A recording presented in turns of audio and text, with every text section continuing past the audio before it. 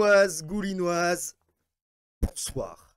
Bonsoir à toutes les goulinoises. Bienvenue dans ce nouveau stream de la Gouline. Nous espérons que vous allez bien. En tout cas, nous, ça va. Oui, ça va, ça va. Au calme. Au calme, au calme. Tranquille. Au calme. Voilà, tous les trois, hein, Adam, moi-même Et et Bérou. Qui va mieux depuis qu'on l'arrose autre chose que d'alcool. Je trouve. Je sais pas ce que t'en penses. Oui, je pense qu'effectivement, il va mieux. Il se porte mieux que Bérou, premier du nom, hein, le fan d'Henri IV. Voilà, je pense que lui, il est vraiment en PLS au bout de sa vie. Notre ficus Bérou, il se porte de mieux en mieux. Peut-être qu'il sera renommé Retailleau, espérons que non, mais qu'il sera renommé du nom du prochain Premier ministre et qu'il aura un teint de plus en plus verdâtre, comme nous dit Thomas Satou. Peut-être que Emmanuel Macron va respecter le résultat des élections et il va nommer Castet. Lucie Castet? Ouais. Pourquoi pas? Pourquoi pas? C'était de l'alcool à 49,3. C'était de l'eau à l'H2O. Il y a... Ok, ma blague elle tombe à l'eau. C'est pas grave, aucun souci. J'espère que tout le monde va bien dans le chat. Cette émission vous est proposée par Infoscope. Elle vous est permise par Benoît Delru ici présent, par Somat Satou en régie et à la modération. Par Adam Fourage ici présent. Allez, votez pour moi, Fourage 2027, plutôt que pour Camping 4, tu vois. Tu m'as déjà vu dans la même pièce que Fabien Roussel? Moi, oui, je me suis vu dans la même pièce que Fabien Roussel. Bah, t'es le seul. Ah oui, d'accord, Peut-être que c'était un miroir. Oh, ils l'ont tous. Je m'étouffe. Bon, il s'en étouffe. Bon, alors, au rang des nouvelles, Somat, qui est, donc du coup, il est régisseur, il est modérateur, mais il est aussi réalisateur. Oui. Voilà. Oui, c'est vrai. Oui. La couverture s'effrite de rien du tout, Somat. Ah si, au rang des nouvelles, avant de parler de la réalisation magnifique de Somat Satou, oui. Il faut que je vous parle d'un truc. J'ai accroché ça. Ça y est. Oh, voilà. C'est vrai, c'est scotché. Voilà, c'est scotché. C'est validé. Il n'y aura plus l'idole des schlags pour vous faire chier sur le chat. Exactement. Tant que je serai là. Voilà, tant que tu seras là. Je vous préserve de l'idole des schlags. Voilà. Ouais. Donc voilà, on a réussi à scotcher à peu près tout ce qu'on voulait. Voilà, une affiche féministe, un petit chat, une vieille affiche de Nous sommes en guerre, la fête de l'UMA, un sticker de la JC, on se demande ce qu'il fait là, un sticker de Broken Broad, on sait ce qu'il fait là, Diviser et régner, Nous sommes en guerre épisode 3, et puis nous-mêmes, et puis le ficus Bérou, voilà, c'est magnifique. Voilà. On est scotché, on est tous scotchés. Voilà, donc n'hésitez pas à vous abonner à Infoscope si vous voulez voir ces magnifiques documentaires, ici présents. Vive les chats, dit Cardiatouba. Salut à toi, Cardiatou. Salut Cardi B. Ça va être toi la future star de ce chat et de ce live. Mais avant, c'est le moment où la régie passe la petite bande-annonce, le petit teaser qu'il nous a mis. Oui. C'est sorti le 1er mai. Et date donc, symbolique, n'est-ce pas? apparemment, Somat Satou a décidé de carjacker la régie. C'est parti. C'était l'objectif, ok.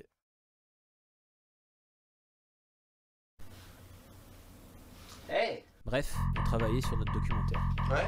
On a appris que l'usine Michelin à Cholet allait fermer. T'as vu que l'usine Michelin à Cholet allait fermer? Ah ouais? On s'est dit qu'il fallait filmer le mouvement de grève. Donc, on s'est rendu à Cholet. On a eu la chance d'interroger les grévistes.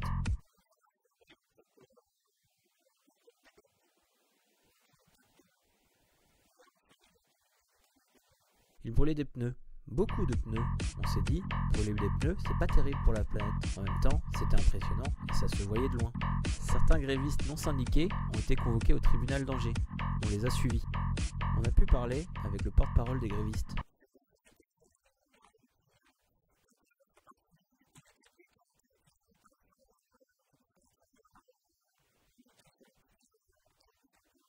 Ils ont eu gain de cause cette fois-ci. En même temps, les dirigeants de Michelin ne se sont même pas pointés à l'audience. Bref, on a documenté la lutte.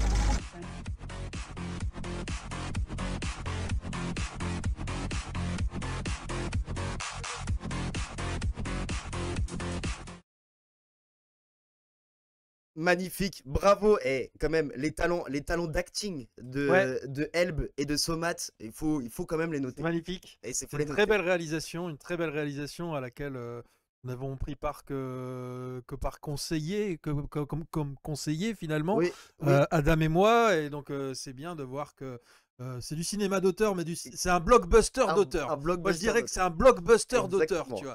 C'est un blockbuster vraiment d'auteur. Et vraiment, voilà, La fin de leur monde, ça arrive près de chez vous. Donc voilà, nouveau documentaire qui va arriver près de chez vous. Hein, déjà tourné, en cours de montage, en cours de post-prod. Et voilà, ça fait plaisir de vous ça arrive près de chez vous. Ça arrive, vous saurez quand, très bientôt. Mais continuez, évidemment. La musique étouffe, les commentaires. Oh, toujours quelqu'un pour râler. Merci CD Delru. Par contre, n'hésite pas, CD Delru, à donner sur la cagnotte d'Eloasso Infoscope la fin de leur monde. Voilà, je pense que tu peux le mettre sur l'article. Oui, parfait. Magnifique. C'est beau. Donc on a n'hésitez pas à bourrer les dons. Comme dit Somat. Vous pouvez voir que jusqu'à présent, nous sommes à exactement 0 € récoltés, soit exactement 0% de notre objectif. Hein, voilà. Donc, 50 € récoltés, c'est magnifique.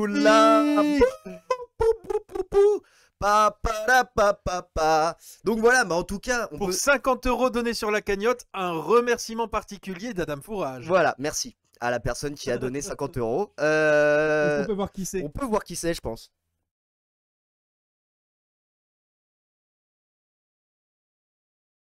Ah On peut pas voir qui c'est. On peut pas voir qui c'est. C'est exactement ce que ferait une IA, à mon avis, mais bon. Il ne s'est rien passé, vous n'avez rien vu. Voilà. On enchaîne. On enchaîne et bah du coup on va quand même faire notre travail, hein, quand même. On va faire notre travail, effectivement. Parce qu'il s'est passé quand même pas mal de choses, notamment un 1er mai. Tu l'as kiffé toi ton 1er mai? Ah, je l'ai kiffé. C'était le premier 1er mai que je fais depuis pas mal de temps où je suis pas allé manifester. J'avoue, je suis resté dans mon plumard. Le gars, j'avoue, j'ai été le mauvais élève du mouvement ouvrier, vraiment. Et pour autant, j'étais de tout cœur avec les camarades qui étaient en manifestation. Et bah ça fait extrêmement plaisir. J'espère que le chat, l'idole des Tchad, c'est fini. L'idole des Tchad, c'est fini. Maintenant, on a retrouvé l'idole des Schlag. D'ailleurs, c'est des Delrus. Est-ce que vous étiez assez jeune pour aller à la marche? Vous avez pas vu vous aussi la marche? En tout cas, pour celles et ceux qui... la marche du 1er mai. Ah, est-ce que c'est des Delrus, vous étiez au 1er mai? Eh bien, ils ont fait la manif avec leurs petits-enfants, c'est des Delrus. Eh oui. Et au moins, il y a quelqu'un dans la famille Delru qui sert à quelque chose, tu vois. Oh là, ça arrive, faut pas s'en vouloir. Mais moi, je lui en veux parce que du coup, j'étais le seul à essayer de dire ouais, nous sommes en guerre. Bah non, mais même pas nous sommes en guerre. La fin de leur monde. Bon, j'ai planté la promo. Ça devait être le moment où on devait lancer la promo sur Angers. Bah, je me suis raté.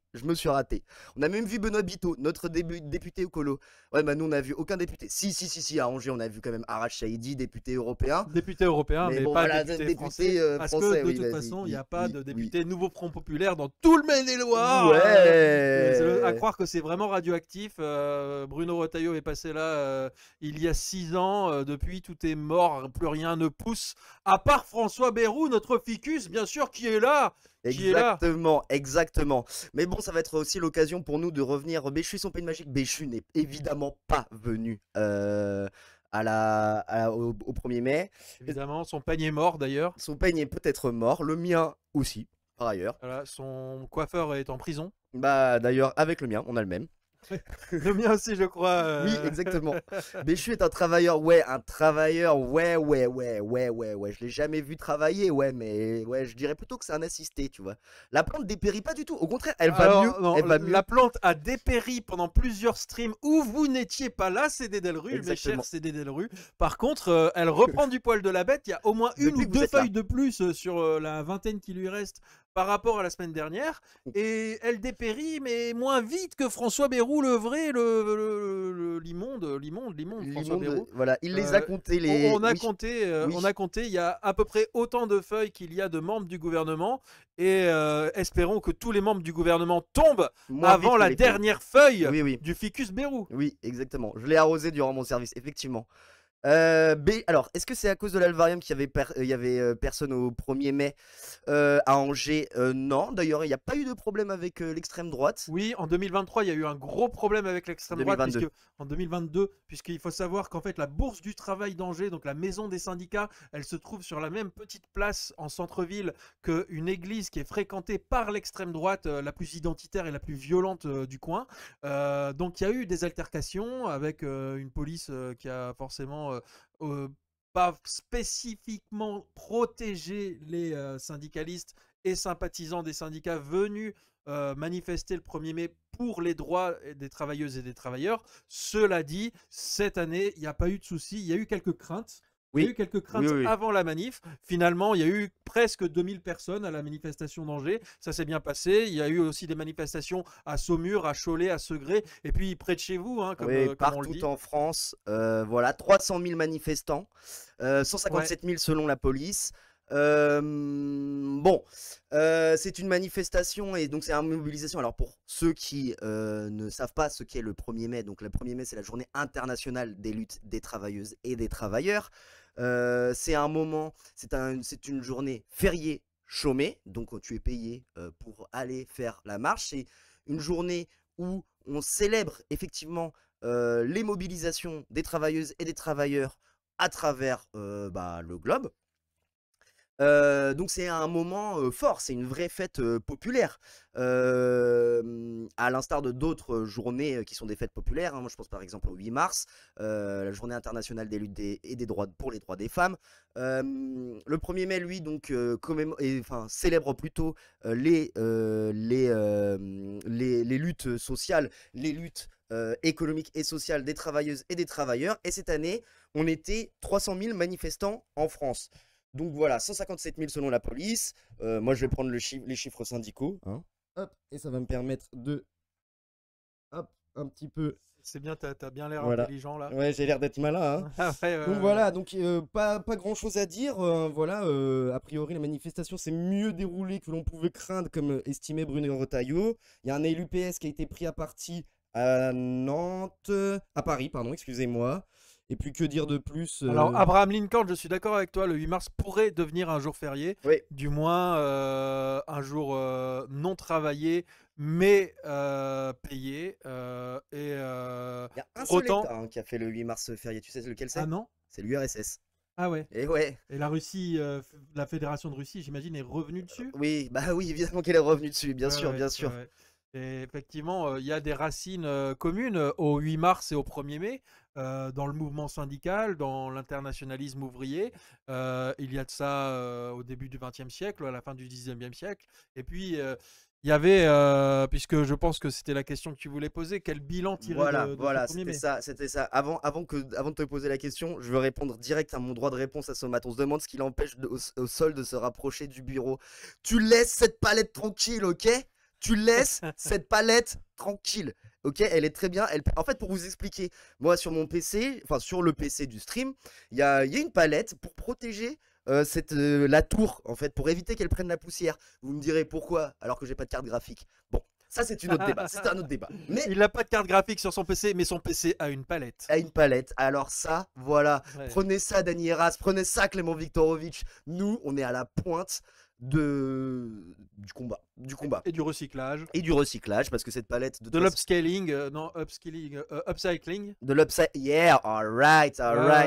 Bon, allez, on va avancer quand même. On va avancer, oui. Donc, quel bilan on va tirer du 1er mai? Quel bilan tu tires, toi, Benoît, même si tu étais absent? J'imagine que tu as suivi cette journée avec quand même... beaucoup d'intérêt. Si le PC a une carte graphique, tu enlèves la palette? Non. Ah, c'est une bonne. Pas mal tenté. Une bonne tentative. J'ai mon. Ah non, j'ai cassé ma chaise. Bon, c'est pas grave. T'es trop gros, hein. Ouais, je suis beaucoup trop gros. Je te le dis tous les jours. Bon, bah, pas de carte graphique alors. Oui, bon, alors, vas-y. Quel bilan on tire du 1er mai? Quel bilan tirer du 1er mai? Alors, en réalité. Si on compare aux années précédentes, alors pas avec 2023 où on était en pleine mobilisation contre la réforme des retraites, mais 300 000 manifestants en France pour un 1er mai, sachant que généralement, ce n'est pas une date qui est très mobilisatrice et où en réalité, ce sont les convaincus qui viennent manifester, ou ce sont les syndicats qui se comptent un petit peu. 300 000, ce n'est pas ridicule par rapport aux années précédentes. Cela dit, ce n'était pas un 1er mai comme les autres, pas aussi mobilisateur que le 1er mai 2023, mais quand même ce 1er mai 2025 qui est dans une situation politique, économique très particulière, où les droits et conditions des travailleurs sont particulièrement attaqués en ce moment, eh bien, les syndicats, les principales organisations syndicales avaient l'ambition de faire de ce 1er mai quelque chose de particulièrement mobilisateur, comme un tremplin vers un potentiel printemps des luttes, un printemps social. Un printemps social exactement. Et on ne peut pas dire que l'essai est transformé de ce niveau-là. Il y avait eu la même ambition avec le 8 mars. Le 8 mars, journée internationale de lutte pour les droits des femmes, était aussi une date particulièrement mobilisatrice selon les ambitions de l'intersyndicale et particulièrement de la CGT et de Solidaire. Pour autant, le 8 mars n'a pas été aussi mobilisateur qu'espéré. Et donc le 8 mars, le 1er mai, en fait, on voit que les syndicats, les organisations syndicales au niveau central, confédéral, peinent quand même à mobiliser et à avoir transformé la colère des gens en autre chose que de la résignation. Parce que je pense qu'il y a énormément de résignation, notamment pour ce qui est de la rue. C'est-à-dire que les gens se sont mobilisés, ont fait grève parfois pour la première fois de leur vie en 2023, il y a moins de 2 ans, pour garder la retraite.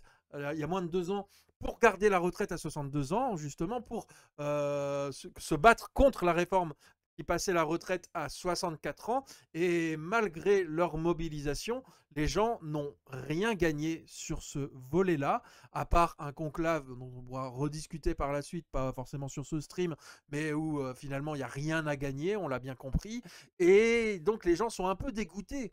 Et donc c'est face à ce dégoût, face à cette idée que même quand on se bat, on ne gagne pas, qu'il faut faire face à la résignation. Et donc on n'aura pas un grand printemps social, a priori, à moins énorme surprise, à moins étincelle qui sort de nulle part, mais dissolution ce sera pas avant début juillet. Et en réalité, début juillet, ça nous emmène quand même à des élections en septembre. Il est question éventuellement d'un référendum à l'initiative de François Bayrou sur l'austérité, sur le budget, la dette, etc. Oui, j'ai vu cette info mais passer.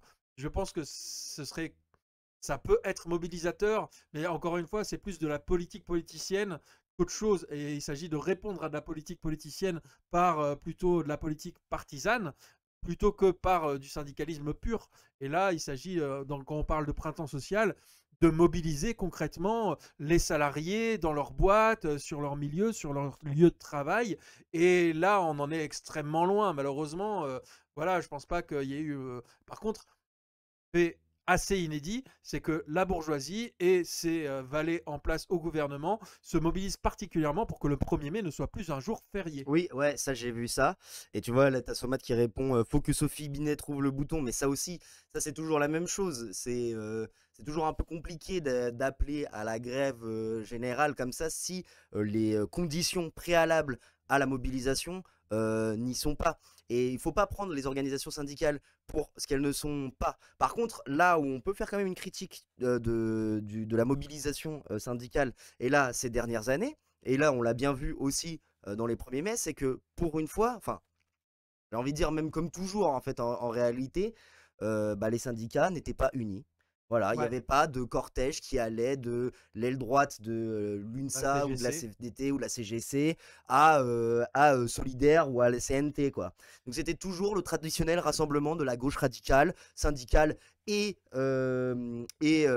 politique et partisane. D'ailleurs, à Angers, il y avait les syndicats d'un côté, il y avait les syndicats de... Alors, tu avais évidemment le cortège autonome tout devant, ensuite les syndicats, 20 mètres plus loin, les syndicats, et 20 mètres plus loin, encore plus loin, les partis politiques. Donc même quand ils marchent, en fait, ils marchent ensemble, mais pas vraiment côte à côte, quoi. Alors après, c'est dans la logique et la tradition des mobilisations, des cortèges de manifestations, que en tête, il y ait les salariés en lutte, en grève, et donc les syndicats, des cortèges par Non, mais entreprise là, il y a ou par syndicat, et que derrière, en soutien, en queue de manifestation, il y ait les partis Ouais, mais politiques tu... en soutien. Ouais, mais tu vois, là, tu parles de salariés en lutte. Tu vois, je veux dire, un endroit qui est un peu symbolique en ce moment de salariés en lutte, c'est un Dunkerque avec ArcelorMittal, où il y Ouais. avait eu d'ailleurs Marine Tondelier, Olivier Faure, François Ruffin, qui étaient là présents et qui faisaient évidemment bien leurs petites interviews pour dire oh, on est en soutien avec les salariés en lutte. Pas une parole donnée aux salariés en lutte par les médias bourgeois, évidemment, Ouais. qui ont été là, évidemment, à parler à François Ruffin pour commenter sa petite phrase, ou Marine Tondelier parce qu'elle a gagné son petit congrès tout bien et tout. Donc c'est super sympa. Mais en fait, en réalité, là, à ce moment-là, donc là, on parle de 600 emplois qui risquent... Salut Mist, j'espère que tu vas bien aussi. Nous, on est en forme, carrément. On parle du 1er mai et on fait un petit peu un état des lieux de ce qui s'est passé pendant le 1er mai. Donc voilà, donc il y a pour rappeler pour ArcelorMittal, donc géant européen de l'acier, l'acier qui est évidemment un secteur stratégique en France, de l'industrie française et européenne, notamment dans une perspective où on parle de défense européenne, blablabla et tout, et je ne veux pas revenir là-dessus parce que évidemment nous à Infoscope on est pour la paix, donc ça nous inquiète quand on parle de guerre, mais toujours est-il que voilà, il y a 600 emplois dans le nord et dans l'est qui risquent d'être supprimés, que ArcelorMittal voudrait supprimer 160 emplois à Dunkerque. Donc Dunkerque est devenu un petit peu la capitale de ce milieu ouvrier qui est encore en crise, comme l'était Cholet avec Michelin. Je vous rappelle que par exemple Elbe nous a fait un superbe article sur Infoscope que vous pouvez retrouver sur infoscope.live sur la fin de grève à Michelin. Quel bilan on peut y apporter là encore? Bon, là, il y avait par exemple à Dunkerque, qui est quand même plutôt une grosse ville. Toi, tu viens du Nord, tu vas peut-être un peu nous en dire un petit peu plus. Mais il n'y avait que 800 selon la police, 1500 personnes qui étaient là à ce 1er mai. Alors que Dunkerque aurait dû être vraiment le point central de la mobilisation de ce 1er mai. Donc, C'est vrai que ça aurait pu être l'occasion, par exemple, pour l'Union départementale de la CGT du Nord et pour les autres organisations syndicales du Nord, de faire de Dunkerque la capitale, cette fois-ci du 1er mai dans le département, et peut-être d'y mobiliser des troupes, quitte à affréter des bus. Ça s'est déjà vu dans le Nord, qui est un département assez vaste et surtout très peuplé. Et très ouvrier, où l'organisation ouvrière, où les organisations ouvrières sont quand même fortes. Hein. Exactement, c'est un bastion historique de la classe ouvrière, du mouvement ouvrier. Et donc, 1500, selon les syndicats, c'est pas beaucoup à Dunkerque. Pour un 1er mai, c'est pas si mal, mais pour un 1er mai où quelques jours avant, on a eu l'annonce de 600 emplois supprimés à ArcelorMittal, dont 166 emplois menacés d'être supprimés sur les 2000 ouvriers de la sidérurgie, de l'usine sidérurgique de Dunkerque, bah, évidemment, ça semble quand même pas beaucoup. Et donc, derrière ça, il y a quand même la question que on peut mettre en regard les 300 000 manifestants selon la CGT. Et la CGT, elle a sorti un autre chiffre qui est égal à 300 000 en début d'année 2025. C'est qu'il y a environ 300 000 emplois menacés de destruction dans les plans de licenciement en cours. Et que... Oula, alors là, je ne sais pas ce qu'a fait Tom AI, mais je crois qu'il a bugué, et c'est pas grave. Eh bien, non, plus sérieusement, pour revenir à ma démonstration, il y a 300 000 manifestants selon la CGT le 1er mai, d'une année où 300 000 emplois, particulièrement industriels, mais pas que, parce qu'il y a aussi des enseignes de la grande distribution, de la distribution de textiles, etc., qui vont être supprimés dans les prochains mois, en 2025. Et en réalité, ne serait-ce que ces 300 000 personnes qui vont perdre leur emploi cette année ou dans les mois à venir, ils auraient dû être là le 1er mai. Et au-delà de ces 300 000 personnes directement concernées, leurs familles, leurs camarades, les collègues de la boîte d'à côté. Et mais donc, voilà. On parle de 300 000 emplois directs. Hein. Donc c'est potentiellement jusqu'à... Moi j'ai vu le chiffre d'1 million d'emplois indirects utilisés. Alors... Wow, Et on parle des licenciements à bas bruit, comme par exemple dans la formation, les CFA. Bah oui, effectivement, il y a aussi tous ces licenciements à bas bruit. Je ne sais pas si ça faisait partie du chiffrage de la CGT confédérale des 300 000, mais en réalité, nous sommes face à une France qui est devenue un immense plan social à tous les étages, dans la fonction publique et dans le secteur privé. Et donc, ouais, Mona Rossière, je crois que tu salue d'ailleurs. Qu'on salue, salut à toi, Mona. Et d'ailleurs, tu n'avais pas qu'à être en retard. J'imagine que tu es bien renseigné pour savoir que non, les licenciements à bas bruit, comme dans la formation, les CFA, n'étaient pas comptabilisés dans les 300 000 estimés suppression d'emplois selon la CGT. Ça ne faisait pas partie, et les licenciements à la région de la Loire, à la région Pays de la Loire, dont on a parlé la semaine dernière, puisque tu avais écrit, Mona, l'article de la semaine dernière, et c'était justement sur la question de la culture, et à quel point la présidente Horizon du parti d'Édouard Philippe, Christelle Morancé, de la région Pays de la Loire, fait un plan d'austérité monstrueux, notamment dans la culture, mais aussi l'éducation populaire, le sport et tout le tissu associatif. Alors Mona, on va pas parler du conclave, si ça t'inspire, dis-nous ce que tu as à dire par rapport à ça.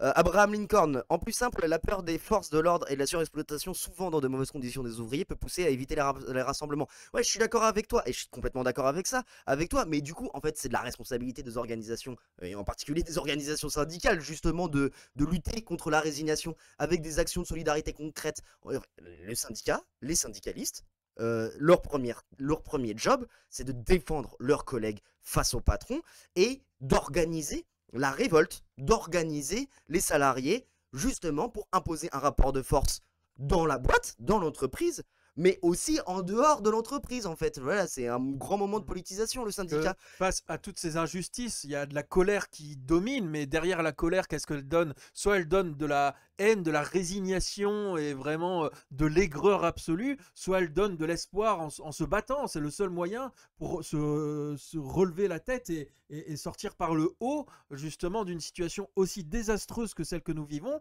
C'est précisément de se battre et de rester debout et de se battre en se serrant les coudes. Et alors, on n'oublie pas la répression syndicale, Mona, tu peux en parler, en pleurer, effectivement. Évidemment, la répression syndicale, ça c'est vraiment un vrai truc, aussi qu'il ne faut pas minimiser. Cependant, et moi je vais faire le syndicaliste révolutionnaire de bas étage. C'est parce que j'ai vu une interview de Anas Kazib il n'y a pas longtemps. Mais en fait, il ne faut pas minimiser qu'aujourd'hui, l'institutionnalisation des syndicats est justement un frein à l'évolution de l'organisation syndicale. Quand je vais à la Bourse du Travail, par exemple, à Angers, ou si vous avez l'occasion d'aller à la Bourse du Travail, et on remercie la personne qui nous rejoint et qui devient un camarade et qui nous suit pour la première fois. Trop peu de réussites sont médiatisées, je pense notamment à Duralex, oui, et d'ailleurs on va parler d'une grève victorieuse, mais elle aurait gris du coup. Mais ce que je veux dire, c'est quand je vais à la Bourse du Travail, par exemple, dans mon département, donc à Angers, à la Bourse du Travail d'Angers, moi je vois pas de militants, je vois même pas de travailleurs, hein. Moi je vois que des permanents. Je suis désolé, c'est tellement vide, c'est tellement triste aujourd'hui d'aller dans une bourse du travail, alors que normalement, bourse du travail, l'enjeu de ces bourses du travail, ça devrait être un lieu d'émulation, d'émulsion d'un lieu, un lieu de vie, un lieu d'activité. Celle qui a été taguée, c'est à Trélazé, Somat. Celle qui a été taguée, c'est celle de Trélazé, Somat. Trélazé, il n'y a pas beaucoup de villes de la taille de Trélazé qui ont leur propre bourse du travail, mais Trélazé étant une ville historiquement ouvrière, a sa propre bourse du travail. Et elle a été taguée, visée par l'extrême droite. On en a parlé la semaine dernière, exactement. Il ne fallait pas être devin pour nous pronostiquer que les ordonnances Macron allaient nous éloigner des salariés, tellement on a le nez dans le guidon. Bah oui. Et en fait, il n'y a pas de rationalisation non plus de l'organisation. Donc voilà, conclusion, 300 000, c'est bien pour ceux que ça fait plaisir, hein, pour les, entre guillemets, les bandeurs de la mobilisation sociale, mais en réalité c'est beaucoup trop peu, je suis désolé, au vu des problèmes qu'on a. Et je vous parlais de Somatsatu. Salut du coup, coucou, Regril. Merci donc de nous suivre. N'hésite pas à t'abonner sur tous nos réseaux sociaux, à participer aussi à la cagnotte. Sur le bouton. Bim. Oui, Et en attendant, magnifique. Par rapport aux autres années, je pense qu'il ne faut pas comparer avec 2023. Mais sur les années 2024, 2022, je pense qu'on était vraiment en deçà de 300 000. Cela dit... Je te laisse parler, vas-y. Bah, cela dit, on n'est pas sur quelque chose de très très probant, hein. Essentiellement, la CGT, le problème c'est que le front syndical est fracturé. Tu as raison, Mona, on en parlait juste avant ton Avec débarquement. Avenir à l'heure. Et oui, sur le fait qu'il y a une division syndicale très forte. Après avoir une intersyndicale vraiment unie, combative, mobilisée, qui allait de solidaire, voire limite de la CNT par endroit, jusqu'à la CGC. L'UNSA, la CFTC, qui n'est pas la droite, mais qui est la droite de la gauche ou de la droite du syndicalisme de salariés. En réalité, on était face à une intersyndicale unie qui était capable de donner de l'espoir aussi, même si finalement leur combat à ces syndicalistes a été perdant. Il y avait quand même un espoir avec une exemplarité qui avait été donnée par notamment Sophie Binet, qui venait d'être élue secrétaire générale de la CGT. Marie-Lise Léon aussi, d'une certaine manière, secrétaire générale de la CFDT. Et puis, derrière, justement, CFDT fait bande à part le 1er mai 2025, après une fracturation de l'intersyndicale qui a déjà commencé cet été. Et nous sommes aujourd'hui face à une explosion. Et d'ailleurs, je pense que le conclave de François Bayrou, pas le conclave pour le pape, mais le conclave pour la réforme des retraites, qui finalement ne porte même plus sur la réforme des retraites, ça a été l'ultime truc qui a explosé l'intersyndicale, et qu'aujourd'hui chacun est dans son couloir, quoi. Oui. Alors, hello, soutien aux retardataires. Salut à toi, Staffy. Tu seras châtié. Je sais pas comment, mais on va trouver un châtiment. Ben, il est fort pour trouver des châtiments. Faut un gage. Oui, il faut un gage. Comme quand on laisse tomber le pain dans la fondue. Oui, c'est ça, exactement. Genre, faire le tour du pâté de maison sur les mains. Oui, voilà. J'espère que t'es souple, Staffy. Ça retarde shame fort de la part d'Adam ce soir. Alors, pour une fois que ça retarde shame fort de ma part. Mais en fait, c'est vrai que c'est le premier jour de sa vie où il était à l'heure, en fait. Oui, voilà, exactement. Il faut le dire. Il était lui-même étonné. Quoi, je suis à l'heure? Non, il y a un problème. Ouais, c'est vrai. Il était malade, il a appelé son cancérologue. J'ai bossé en cancérologie, alors s'il te plaît, un peu de respect. Mais t'as été patient en cancérologie. Non, je l'ai pas. Non, mais non. Non. Ne faisons plus de. Pas d'amalgame. Bon, alors tout à l'heure, je vous ai parlé d'Anas Kazim. Mais Anas Kazim, c'est mon nouveau pote. Et pourquoi je vous parle d'Anas Kazim? Depuis tout à l'heure, les gens ne nous voient pas, ils voient seulement une miniature de nous avec un grand bref. Et c'est même pas le bref d'Infoscope qui voit, c'est bref, j'ai eu un procès. Pourquoi? On ne sait pas. Pour apologie au terrorisme. Alors Anna, je suis désolé, mais apprends à écrire. Apologie de terrorisme. Du terrorisme, je ne sais pas. Mais pas apologie au terrorisme, mais bon, peu importe. Voilà. Ça reste un camarade. Voilà. En tout cas, oui, c'est un camarade qui va donc passer en procès le 18 juin. Comme l'appel pour creuser de... Bon, bref. Ok. Et on va vous montrer la petite vidéo. Donc, encore une vidéo bref. Ah, mais dis donc, pourquoi encore une vidéo bref? Je ne sais pas. Peut-être que Anas Kazim et Révolution Permanente ont été inspirés par Somatsatu et Elb. Qui sait? Qu'en sais-je? Voyons ça. C'est pour apologie au terrorisme. Je sais que là, vous vous dites, waouh, c'est quoi ce bref? J'attendais. Ça le fouille. Est-ce que si on regarde la vidéo en entier, on va finir accusé avec lui?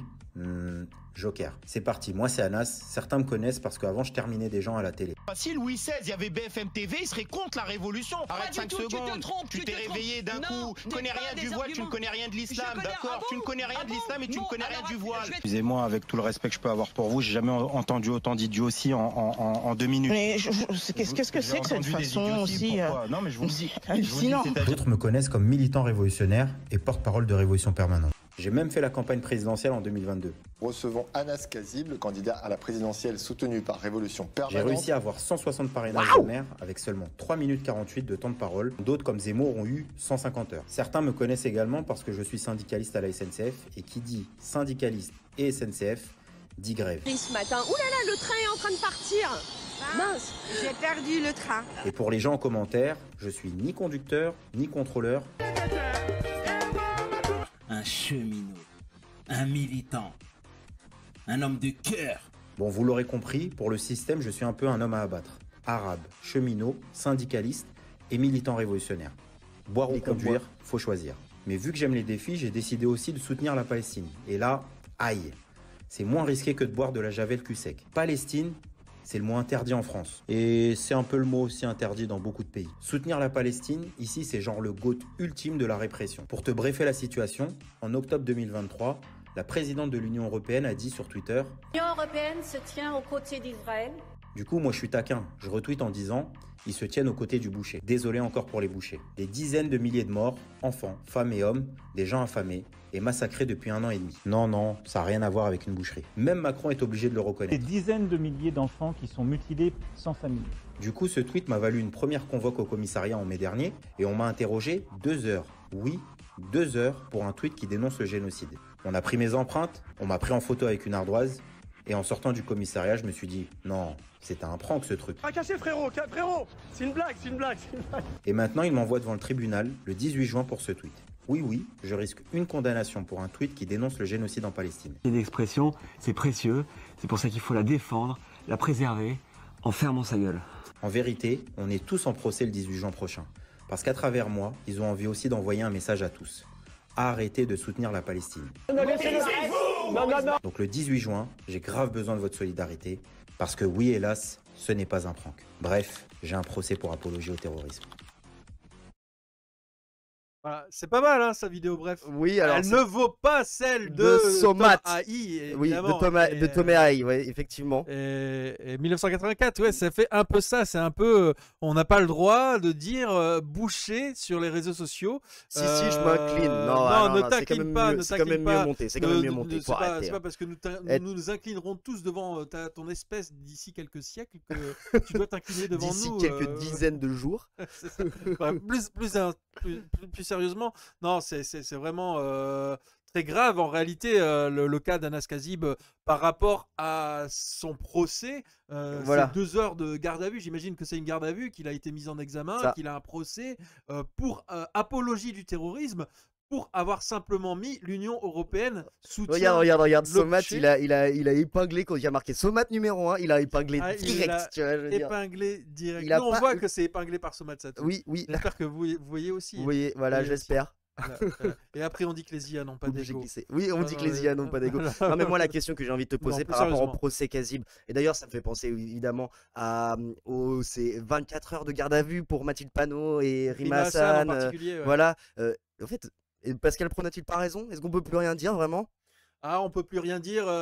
Quand on est de droite, on peut dire plein de choses. Quand on est de gauche, on peut plus rien dire. Ouais, peut-être. Peut-être que Pascal Pro a raison, mais dans le sens inverse. Parce que pour Pascal Pro, on peut plus rien dire, notamment que l'extrême droite n'existe pas. Allez voir, pas pendant ce stream, évidemment, après le stream. Allez voir la vidéo replay de l'un des streams de Clément Viktorovitch qui est sur YouTube, qui parle justement de...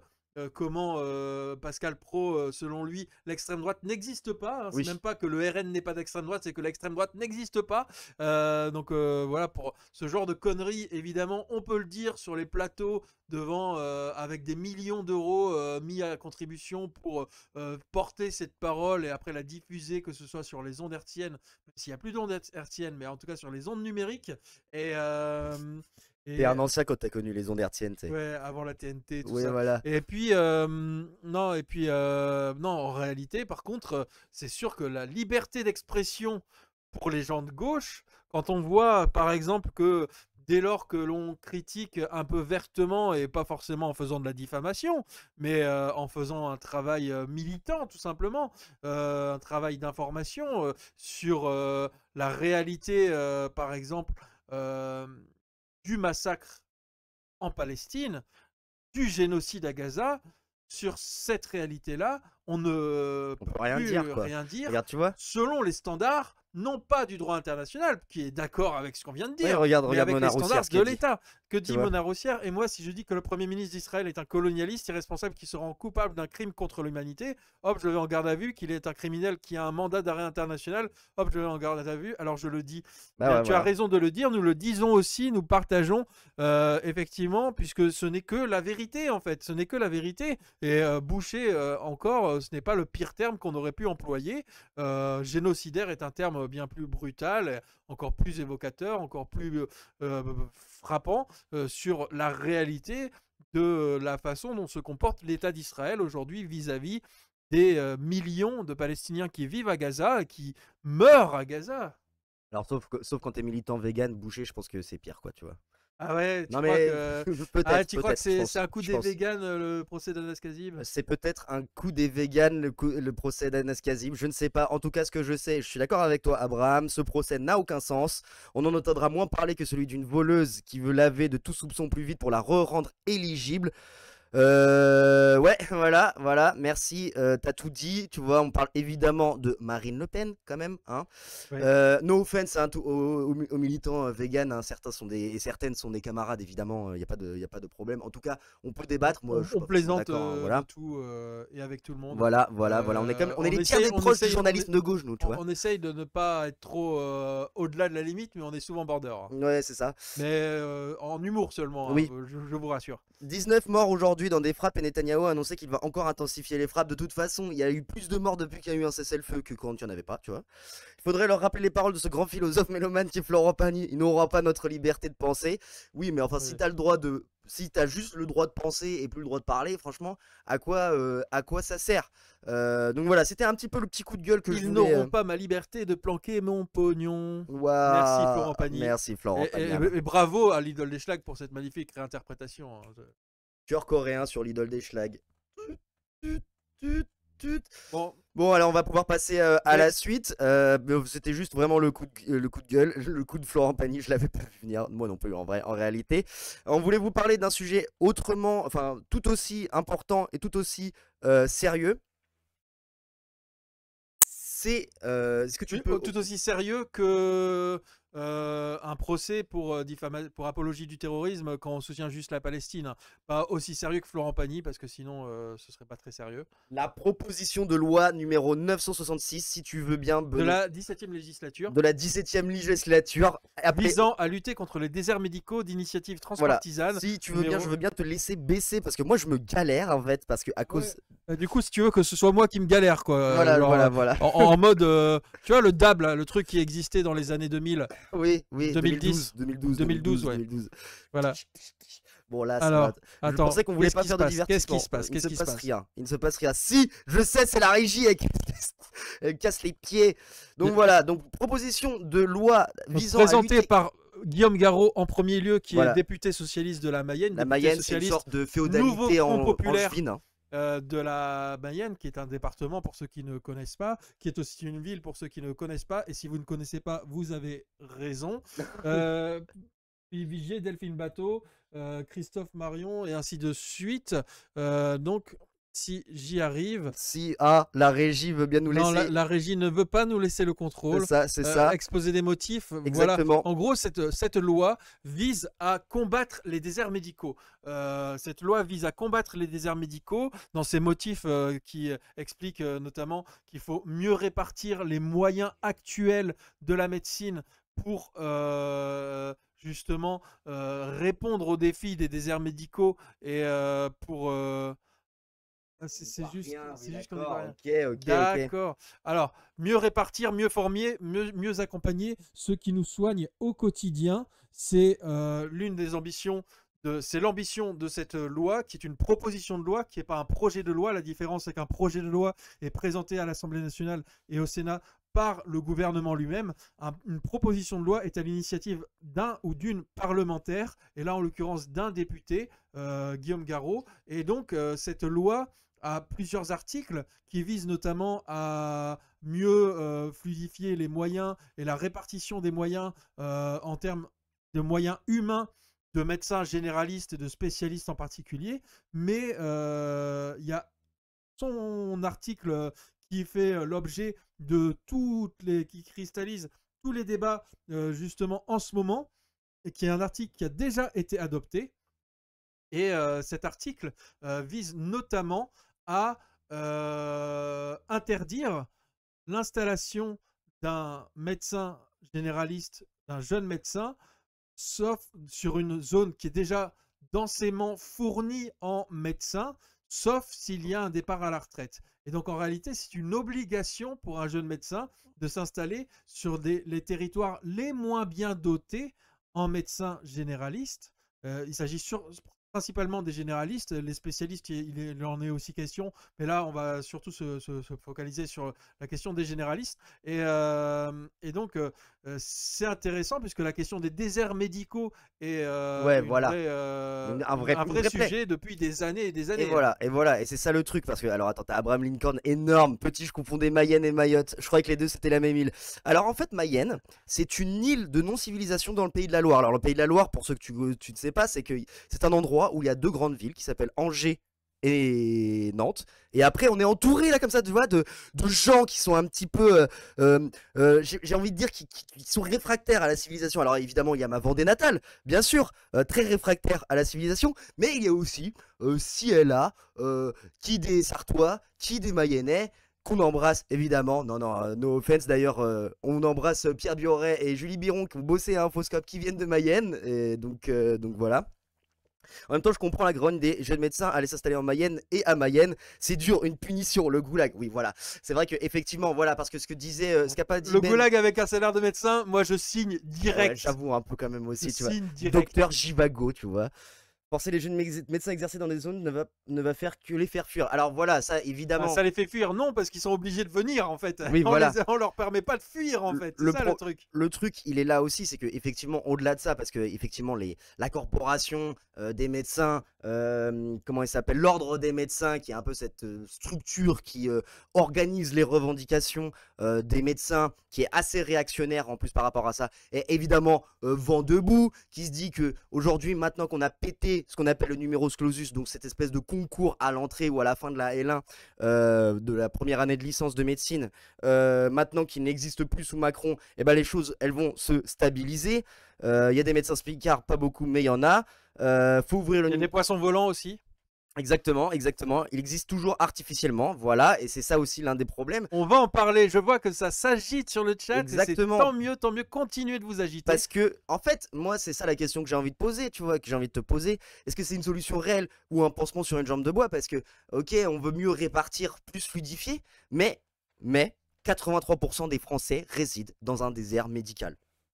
Quand il s'agit d'un généraliste, d'un pédiatre, d'un gynécologue ou d'un ophtalmologiste, c'est-à-dire vraiment genre toute la France entière en fait. Des disciplines qui sont vraiment indispensables. Effectivement, 83% des Français résident dans un désert médical. Nous pouvons donc dire, sans abuser, que la France entière est un désert médical. Même Angers, c'est un désert médical. Ville bourgeoise. Hein.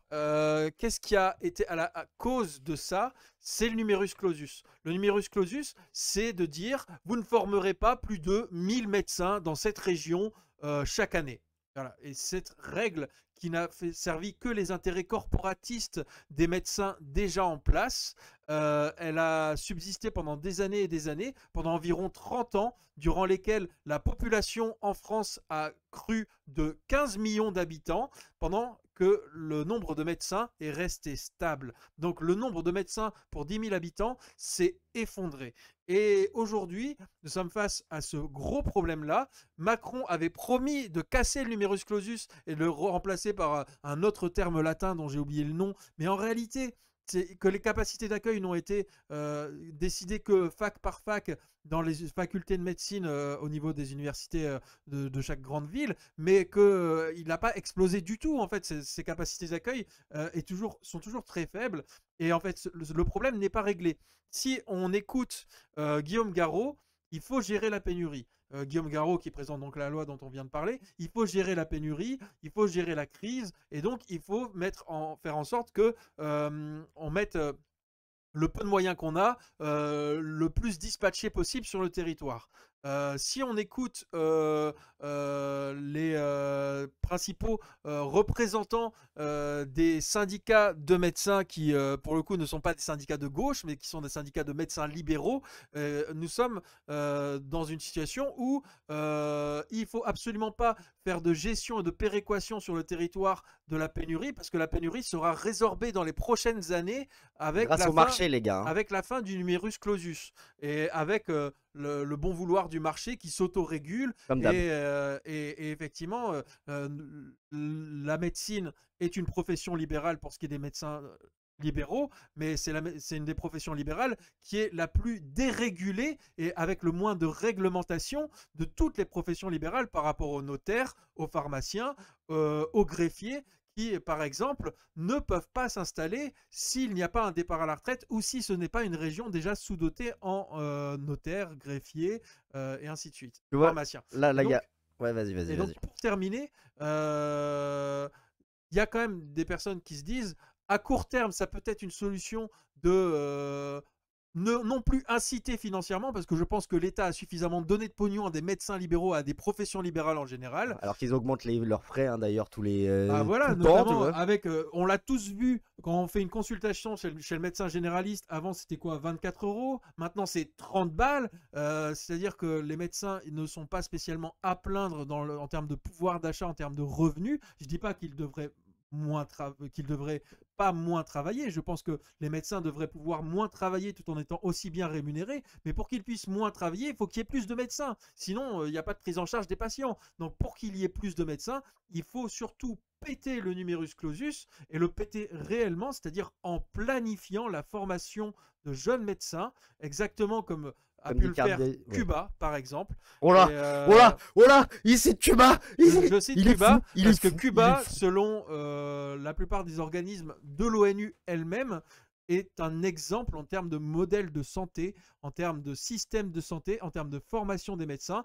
Et Cuba, contrairement aux impérialismes, n'envoie pas des militaires faire la guerre dans les pays étrangers, mais envoie des médecins soigner des malades dans les pays étrangers. Ouais, d'ailleurs, il y a certains médecins cubains qui ont été envoyés en Mayenne, justement, pour donc, le département de Guillaume Garot, pour pallier lors du Covid et même pour la pénurie de médecins généralistes. Donc, tu vois, On peut planifier, on peut réguler, on peut le faire sérieusement en s'attaquant à la racine du problème. Là, le truc, c'est qu'on régule, on essaye de réguler une conséquence du problème qui est l'installation. Mais en réalité, ce qu'il faut réguler et planifier, c'est la formation à la base et vraiment augmenter les capacités d'accueil, quitte à construire des bâtiments, quitte à construire des hôpitaux, quitte à construire davantage de lieux de formation des médecins, qu'ils soient généralistes ou spécialistes. mais tu vois, c'est ce que tu disais en off, tu vois, je veux dire, alors que, tu vois, entre 2000 et 2024, il y a eu une augmentation de 15 millions d'habitants, si j'ai bien compris, le Ouais. nombre de médecins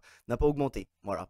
Bah, tu vois, à partir de ce moment-là, t'as Ouais. tout dit, en fait, tu vois, je veux dire, c'est qu'aujourd'hui, bah, on a un problème, on n'a pas qu'un problème de régulation, voilà, c'est un problème de masse, et moi, je rejoins, je savais que pas que la médecine était une autre spécialité cubaine avec les cigares et les révolutionnaires, C'en est une. c'en est une, Avec c'en est le une. rhum Havana Club, Avec- évidemment. voilà, À attention. boire avec modération. Voilà, à boire avec modération. N'oubliez pas pour la Twitch et la YouTube Monnaie, abonnez-vous. Donc ça c'est le truc et je rejoins un petit peu ce qui est un peu dit ci et là. Faut juste arrêter de gaver les actionnaires à injecter de l'argent dans les services publics. Voilà. Tout à fait. C'est qu'aujourd'hui, et la Somat, c'est toi qui as un petit peu le mot de la fin sur cette petite séquence-là. C'est qu'en fait, à quand le statut de fonctionnaire pour les médecins généralistes en fait, comme les enseignants, comme plein de corps Et comme qui sont aussi essentiels. devraient l'être les pharmaciens, par exemple. Par exemple. Parce que, petite parenthèse, mais vous avez dû voir la pub de Leclerc sur on peut vendre dans nos parapharmacies Oui. de la vitamine C, mais on ne peut pas vendre dans nos parapharmacies du paracétamol. Oui. Et les pharmaciens répondent en disant oui, mais on peut mourir d'une intoxication au paracétamol, alors qu'on ne peut pas mourir d'une intoxication à la vitamine C. Donc il faut que ça reste régulé, il faut que ça reste dans une officine où le vendeur n'est pas que vendeur, mais il est aussi conseiller médical auprès du patient, puisque ce n'est pas qu'un client, c'est aussi un patient qui se rend dans une pharmacie. Oui, mais il faut aussi que les pharmaciens soient réguler davantage, parce qu'aujourd'hui une pharmacie c'est quoi? C'est un supermarché du médicament ou de l'homéopathie ou des arnaques en tout genre ou des produits de beauté et d'hygiène, mais c'est tout sauf un vrai lieu de conseil. Regarde, Mona Roussière, au Canada, le paracétamol est en vente libre. Aux Dans États-Unis, beaucoup d'endroits, le paracétamol. les opiacés sont en vente libre et c'est pas joli à voir, franchement pas. Ouais. Ça. Donc est-ce qu'on va vers plus ou vers moins de régulation? C'est sûr que Leclerc veut qu'on aille vers moins de régulation avec des médicaments qui sont vendus dans les supermarchés, mais les pharmaciens, à leur manière, veulent aussi aller vers moins de régulation tout en conservant leur monopole, mais aller vers moins de régulation, et c'est ce qu'on a assisté depuis des années. Mais pour autant, je suis par exemple favorable à ce qu'il y ait un grand service public de la médecine, de la santé, du médicament et des dispositifs médicaux, de telle manière que l'ensemble des médecins et l'ensemble des pharmaciens soient fonctionnaires. Voilà. Alors on va passer, on va passer à la suite et on va parler encore autre sujet. Donc on va encore parler de santé et évidemment donc là c'est un sujet qui m'a été inspiré directement par Somat.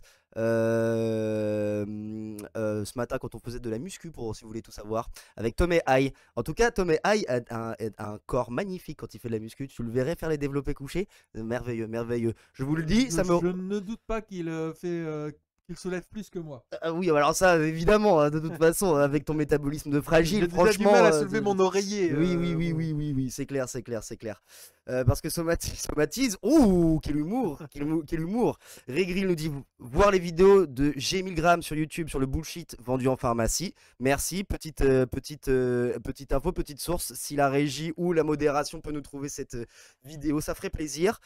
Les pharmaciens connaissent souvent mieux les effets secondaires, mieux que les médecins même. Oui, bah oui. Et en même temps c'est un peu leur métier. Bon, alors moi je voulais vous parler donc de fin de vie. Les soins palliatifs contre l'euthanasie, c'est un titre que je trouve un peu fou quand même, fait par LCP. Donc LCP qui est une chaîne du service public, hein, c'est la chaîne de l'Assemblée nationale, et enfin du Parlement de manière générale et du Sénat. Et là on va avoir un short d'une médecin. Voilà, donc là on ne voit pas exactement sur le cadrage de la vidéo, mais en fait, voilà. On est payé 7 000 euros on peut pas le voir, par mois donc vas-y.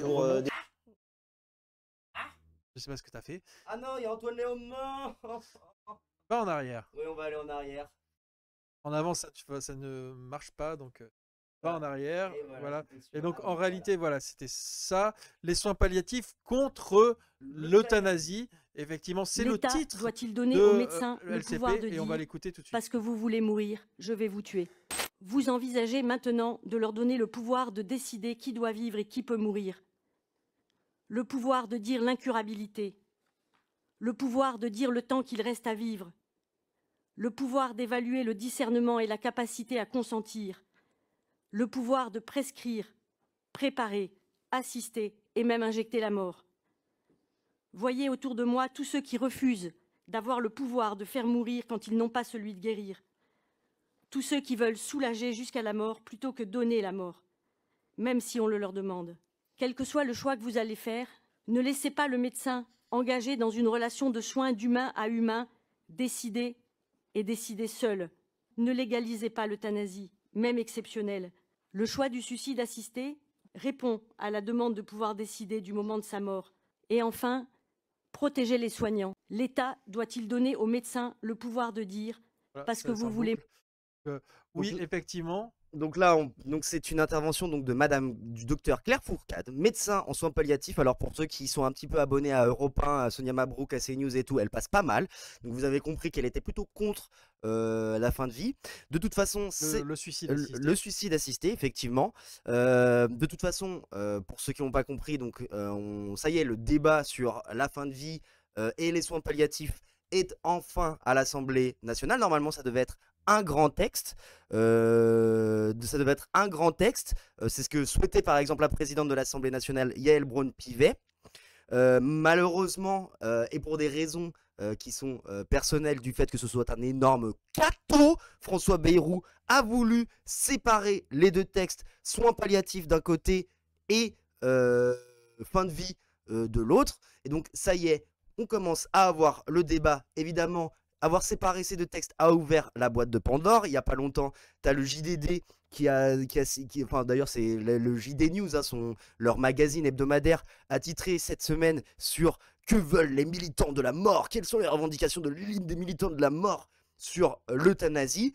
Donc voilà, la question elle est toute simple, on va commencer comme ça pour le petit débat, et je sais que ça va enflammer le chat en plus. Est-ce qu'on doit opposer fin de vie et soins palliatifs?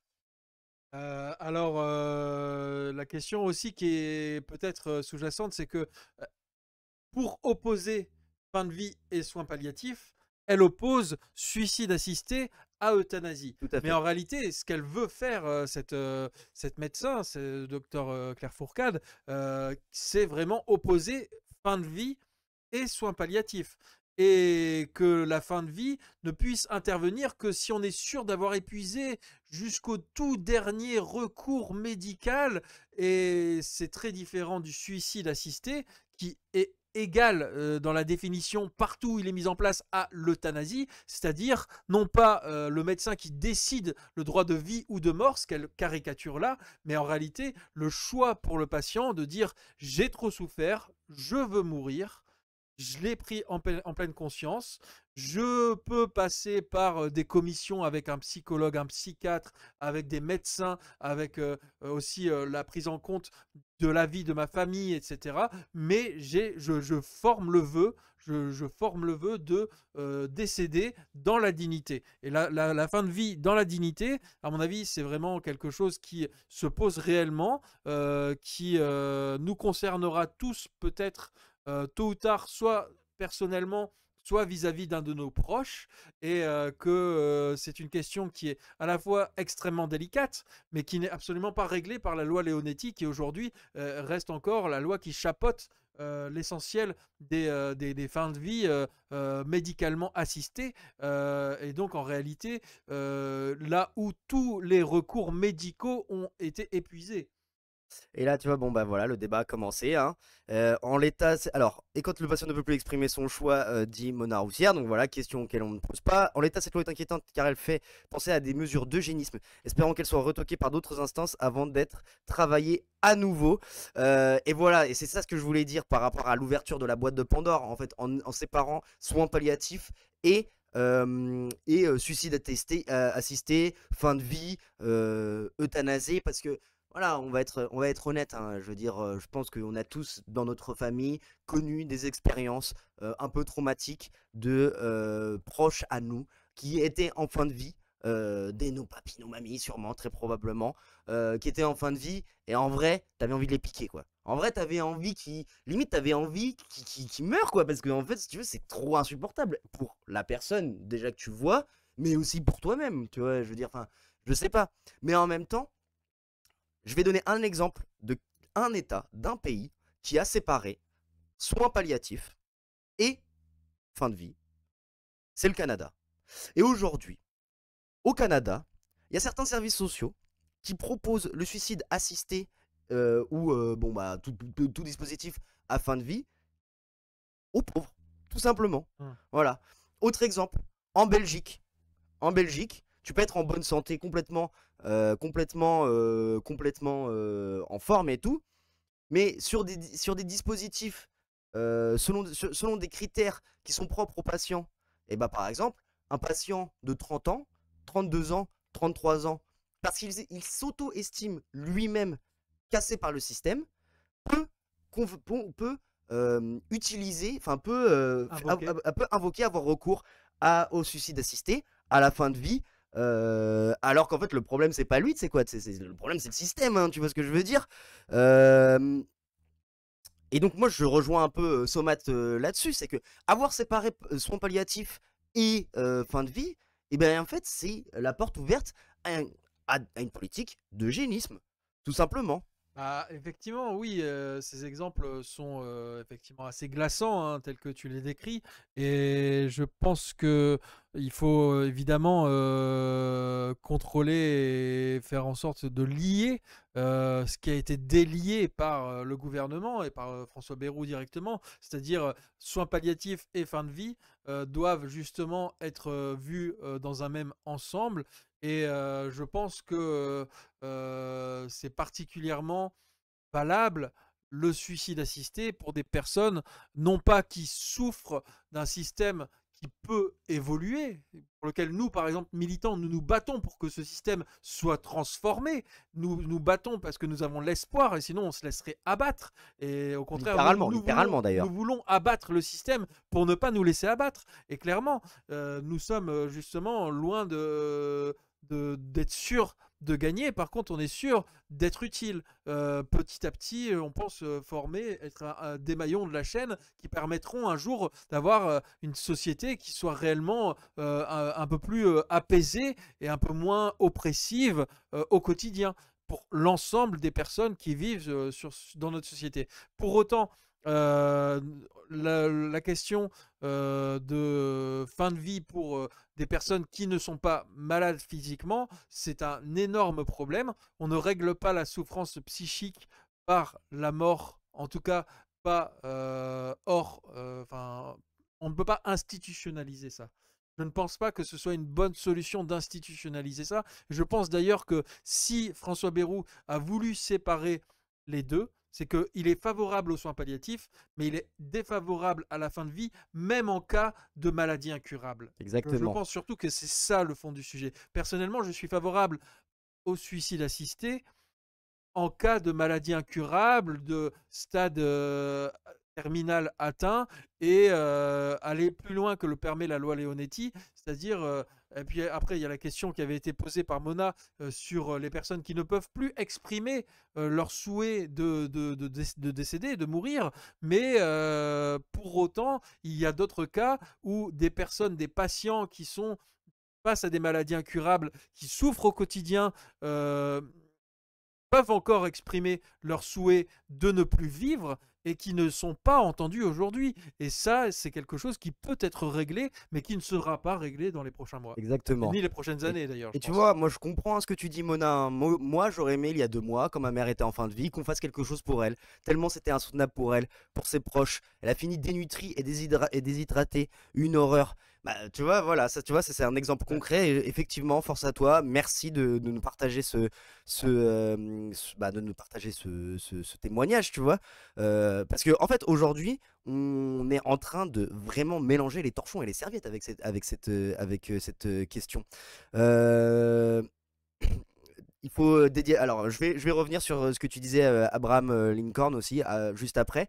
Mais là, tu vois, c'est ça le problème, c'est que aujourd'hui, ce genre d'histoire de vie, ces tranches de vie, comme tu avais écrit un article. De toute façon, toi, tu es à fond sur les questions de santé, Mona. Je vous invite à lire les tranches de vie un article de Mona Roussière sur infoscope.live. Ce genre de tranche de vie où là, tu vois, en tant qu'être humain, bah, en fait, oui, tu ne peux que souhaiter finalement à ce que la maman de Mona, je sais pas, tantine, je sais pas quoi, tonton, je sais pas qui, voilà, tu ne peux souhaiter que qu'ils partent, quoi, tout simplement. En plus, tu les vois dans des mouroirs, c'est horrible. Enfin, franchement, c'est horrible.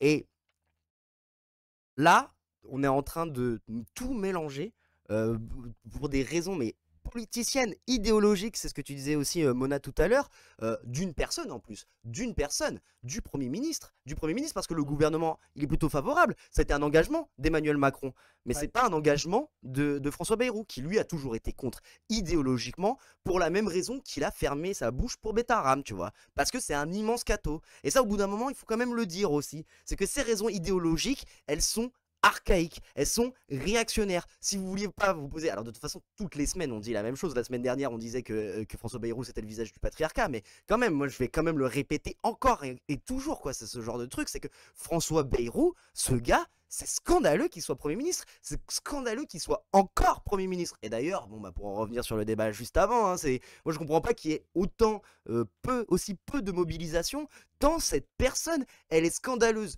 politiquement parce qu'il n'est pas légitime, mais qu'en plus c'est un naze. Ce mec est naze. Et pourtant je suis pas le genre de personne à dire ouais les individus, moi je suis plutôt le genre de personne à dire les individus on s'en fout, mais là il me rend malade ce gars.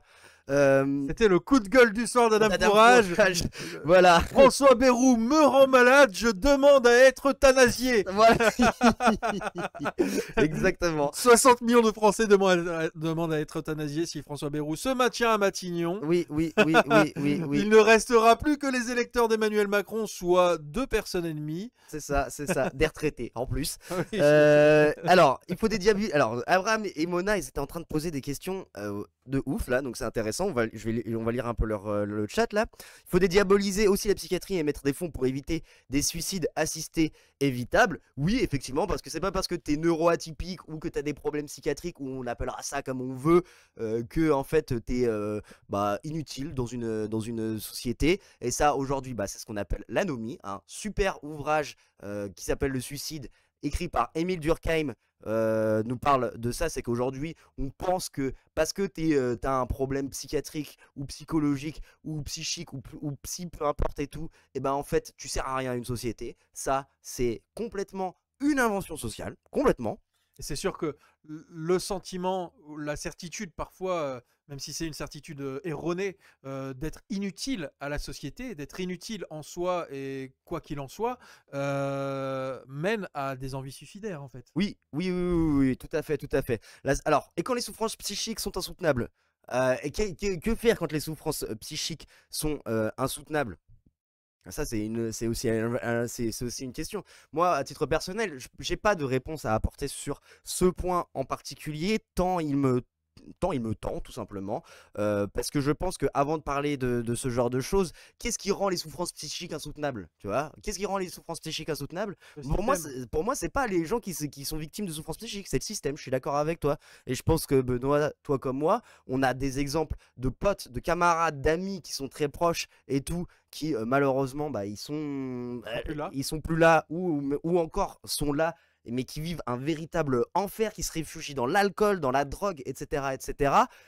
Qui en fait aujourd'hui, mais en fait j'ai envie de leur dire, mais c'est pas grave en fait ce truc, ça devrait pas être grave. Et si on réglait ces problèmes de ce système qui est tout cassé, que le système le système casse les gens, peut-être que à la fin, s'il y avait encore des souffrances psychiques encore insoutenables, et peut-être que oui, on se poserait je pourrais me poser cette question. Malheureusement, en fait, si on autorise pour des souffrances psychiques insoutenables le suicide assisté, c'est effectivement ouvrir la boîte de Pandore, là aussi. Parce que, bon, je ne dis pas qu'il ne faut pas prendre en considération une pathologie psychique qui est vraiment très développée, très accentuée, et où il y a très peu de discernement de la part de la personne, ou très peu de capacité d'expression de la part de la personne, très peu de capacité de compréhension de la personne. Et je pense que là, il faut faire du cas par cas, par contre. Cela dit, ouvrir la boîte de Pandore de souffrir psychiquement peut donner droit, entre guillemets, à un suicide assisté. Je pense que c'est quelque chose de assez dangereux, dans la mesure où la souffrance psychique, elle est très forte, et elle va tendre à devenir de plus en plus vaste et d'ampleur, surtout dans une société où nous sommes aussi dans une société qui est très violente vis-à-vis des individus, vis-à-vis des personnes, mais qui tend à l'être de plus en plus, notamment vis-à-vis des personnes faisant partie des minorités, ayant des caractéristiques atypiques. Il y en a beaucoup. Et en réalité, face à une société de plus en plus intolérante, l'idée qu'une souffrance psychique puisse donner droit à un suicide assisté, c'est effectivement, on va vers quelque chose d'assez vers l'eugénisme fasciste. Faut dire les mots. Alors, comme dit Mona Roussière, c'est le système. C'est pourquoi certaines se suicident dans le cas de souffrance psychique, pour ne pas être considérés comme des objets et non pas des sujets de ce qu'ils vivent. Mona, toi qui es sociologue en plus, tu dois connaître, j'imagine, Émile Durkheim, l'anomie, tout ça. C'est vraiment un ouvrage que j'invite à celles et ceux qui sont un peu intéressés à ça, sur les conditions sociales du suicide. C'est vraiment hyper passionnant. Et évidemment, Somat a encore une fois le mot de la fin. C'est un problème complexe complexe, la fin de vie assistée. Je pense qu'elle devrait être encadrée pour être rendue collégiale. Ouais. Tous les problèmes de santé devraient s'asseoir autour de la table pour ce genre de proposition. Je suis assez d'accord. D'ailleurs, c'est ce que dit aussi un peu Claire Fourcade, même si c'est un peu une meuf de droite, mais qu'aujourd'hui, on ne prend pas assez en compte les professionnels de la santé, on ne prend pas assez en compte les personnes qui sont effectivement concernées par ce genre de questions, les aidantes et les aidants, les aidantes majoritairement d'ailleurs. Ça c'est encore un autre problème, hein. De toute façon quand t'es aidant, bah, t'es une aidante en fait. Arrête de crâner Adam, c'est moi qui te l'ai conseillé, c'est Durkheim. Wesh. Wesh. Aujourd'hui je vais bien, mais le système et les grosses administrations ont failli avoir raison de moi. Donc vive les soins psy. Voilà, bah tu vois, Abraham, tu vois, merci pour ton témoignage à toi aussi. Merci du coup à toutes les personnes sur le chat pour avoir donné un peu de votre personne en donnant des tranches de vie, comme l'a dit Mona dans un article d'Infoscope, et de vous livrer à des témoignages justement sur des choses qui sont parfois très intimes. De toute façon, c'est un sujet qui continuera de nous animer et qui ne pourra pas être réglé en une loi, qui ne pourra pas être réglé en un choix, en un principe. Il faut justement, par contre, prendre en considération différentes réalités. Et effectivement, je suis assez d'accord avec Somat quand il dit il faut que ce soit quelque chose de collégial, il faut quelque chose de concerté, il ne faut pas quelque chose de caricatural, ni dans un sens, ni dans un autre. Et est-ce qu'on va vers l'intelligence politique suffisante pour avoir l'encadrement législatif, l'encadrement légal pour permettre ces décisions intelligentes qui doivent relever d'une intelligence collective et collégiale pour chacun des cas concernés. Malheureusement, je ne crois pas qu'on ait l'intelligence politique aujourd'hui à l'Assemblée et à l'Assemblée en général, pas qu'à l'Assemblée nationale, mais aussi au Sénat, pour avoir des lois qui correspondent réellement aux attentes et aux besoins des personnes en souffrance. Et voilà. Bon. Cœur sur vous. Cœur sur vous, merci. Et sans transition aucune, je pense que ça va être la pause. Tout le monde en a besoin. C'était une première partie hyper intense. On va avoir une deuxième partie aussi hyper intense. Peut-être un peu ramassée parce que le temps file. En même temps, bon, on va voir. On s'y plaît. Moi, je kiffe de toute façon parler de ce genre de sujet, d'être avec vous. Mais voilà, on se dit que. Juste après la pause, on parlera de l'article de Cardi B sur les femmes de chambre de l'hôtel, des hôtels Campanile. On a parlé du pape la semaine dernière. Mona, t'avais qu'à être là. Exactement. Malheureusement, j'ai bien peur que ce débat ne serve au Premier ministre qui a volé les vrais problèmes et ses affaires personnelles. Oui, je suis d'accord avec toi, c'est des délrus. Bon, on se retrouve à 19h30 et pendant ce temps-là, petite pause proposée par Dirty and Magic Willis. Yo la team! Nous sommes de retour après avoir fumé 50 clopes et bu 30 litres de café. Oui, c'est ça, exactement. Groovy! Alors, tu kiffes Abraham Lincoln? Bien. Bah écoutez, la musique est proposée par Dirty and the Magic Willis, nos gars sûrs qui avaient assuré avec nous la régie de l'émission La Soupe Angevine, qui était un peu la Gouline Origins en fait. Ouais, voilà. La Gouline 0.1, la bêta de la Gouline. Exactement. Et là, on va vous parler parce que dans 15 grosses minutes, une bonne grosse demi-heure, c'est vous la team que je kiffe. Mais nous, on te kiffe, Abraham Lincoln, t'es un membre de la team. Bientôt, on va te faire écrire un article, c'est ça un peu mon objectif secret. C'est plus secret du coup. Oui. Ouais, mais bon, elle a vu comme on fait genre 12 personnes, tu vois, et dont 10 en rediff. C'est pas grave, tu vois. C'est encore secret, tu vois. Mais ce que je voulais dire, donc du coup, dans une grosse demi-heure, donc Cardi B, je sais pas écrire, mais t'inquiète, on va t'apprendre à écrire, tu vois. Si une intelligence artificielle comme Somat Satou sait écrire, c'est que t'inquiète pas, on la boxe, notre intelligence artificielle, on la boxe. Désolé, je ne comprends pas le français. C'est un peu raciste ce que je viens de faire, j'avoue. Mais je suis un rebeu. C'est pour introduire le sujet. Waouh, c'est chaud là ce que tu racontes, c'est chaud. C'est chaud ce que tu viens de faire. Ouais, j'avoue, je fonds moi-même. Bon, écoutez, c'est parce que je suis africain moi-même, ok? Ça ne change rien. Nord-africain. Oui, ouais, d'accord. Bon, allez, c'est bon. Donc, nous allons parler de l'article de Cardi B qui parle notamment de la lutte et de la grève des femmes de chambre de l'hôtel des hôtels campaniles, Exactement. de Suresnes en particulier, et qui fait suite à l'hôtel, aux femmes de chambre de l'hôtel Ibis, auquel a participé par exemple notamment Rachel Coquet. Il spoil. Il est en train de niquer mon runner. Non, je nique rien du tout, mais on va parler de ça puisque c'est le sujet de l'article qui sera en ligne d'ici 15, 20, 30 minutes. Si vous nous suivez, vous l'aurez devant les yeux. Voilà, devant vos et yeux en ébahis. rediff, il sera déjà disponible, hein, bien Voilà, sûr. sur infoscope.live. Voilà, abonnez-vous. Cet article sur un sujet qu'on n'avait pas traité jusqu'à présent et qui revient justement sur ces années de lutte des femmes de chambre. Donc ces petites mains invisibles, hein, qui font que dans votre hôtel, quand vous allez dans votre chambre, eh bien tout est nickel, tout est justement frotté, aussi bien voilà. les surfaces que les lits, que les couvertures, que les thés d'oreiller et ainsi de suite. Tout est nickel. Et puis aussi, évidemment, tout ce qui est salle de bain, salle d'eau, etc. Exactement, Donc, exactement. Qui sont, voilà, qui sont victimes aussi de harcèlement, voire d'agressions sexistes, voire sexuelles.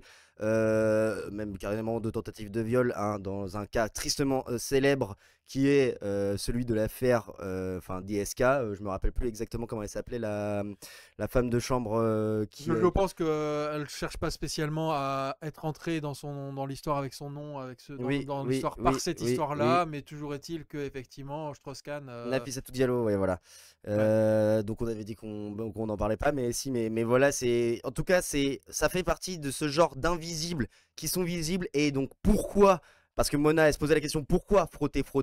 Toi qui es une abonnée à ton service public préféré à France 2, voilà pourquoi frotter. On va commencer comme ça, directement. Pas besoin d'aller sur la souris. On a besoin de monde en 508, en urgence.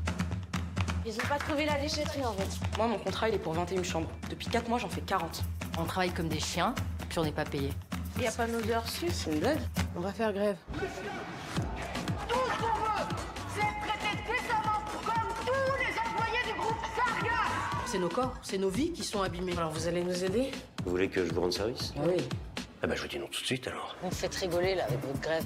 Ils sont trop puissants ces gens-là. Si vous n'êtes pas contente, il y a le Pôle emploi juste en face. Vous savez, vous pouvez attaquer le groupe Sargas pour travail dissimulé. Votre avocat vous l'a pas dit? On n'a pas d'avocat. Bah, maintenant, vous en avez une. Inspiré d'une histoire vraie, Alors, Frotter, la nouvelle série inédite. Quand ils disent inspiré d'une histoire vraie, évidemment, c'est parce que en fait, parce que le service public est complètement de droite et au service de la Macronie. Là, l'histoire qui a été inspirée, donc c'est la grève des hôtels Ibis, menée notamment par la belle et élégante, la magnifique Rachel Coquet, députée, ancienne députée. Insoumise, donc visage de cette lutte. Est-ce que tu peux me la présenter? Tu peux nous la présenter un petit peu vite fait avant de parler de ça? Elle a été effectivement l'une des porte-paroles de la grève dans les années 2010, la deuxième moitié des années 2010, des femmes de chambre de l'hôtel Ibis de Bagnolet. Elle a été longtemps femme de chambre pendant des années et des années, et elle est devenue députée insoumise de la 7e circonscription du Val-de-Marne en 2022. Et je voulais pousser un tout petit coup de gueule quand même, c'est que quand la France insoumise en 2024, au moment des législatives anticipées, a mobilisé ses troupes, notamment Louis Boyard, Rima Hassan, Mathilde Panot, pour des meetings de soutien à la candidate LFI qui était face à Alexis Corbière, dissident LFI, à quelques kilomètres de là, dans la circonscription voisine, il y avait Rachel Coquet qui était candidate pour sa réélection et qui a été battue par le candidat Les Républicains à 500 voix d'écart sur 40 000 voix. Et Rachel Coquet, pendant sa campagne, n'a bénéficié d'aucun meeting de soutien. Donc malheureusement, une femme noire, ouvrière, femme de chambre, travailleuse à l'Assemblée nationale en moins, c'était peut-être la seule d'ailleurs, et bien une en moins, ça invisibilise encore plus. C'était mon petit coup de gueule, mais j'espère que Rachel Coquet va continuer la lutte politique comme elle a su mener à bien la lutte syndicale. Alors, je tiens à m'excuser parce que Mona Roussière vient de me dire qu'une militante est belle et élégante, c'est pas un peu sexiste ça.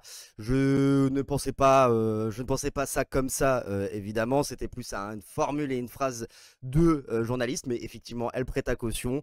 Donc, moi, je suis pas Dany Caligula, donc je m'excuse quand je fais nimp. Alors, du coup, je m'excuse. Effectivement, je ne le pensais pas de cette manière. Si on peut l'interpréter comme ça, c'est normal. Voilà, on essaie tous on se déconstruit tous, hein, et on n'est pas tous extrêmement malins. Toujours est-il que effectivement, malgré tout, Rachel Keke, bon, bah, plus personne n'en entend parler, même au sein de la France Insoumise, elle est plus invitée nulle part. Elle n'a pas été recyclée comme plein de députés qu'on amende honorable acceptée, merci. Elle n'a pas été recyclée comme l'a été par exemple William Martinet ou d'autres députés insoumis.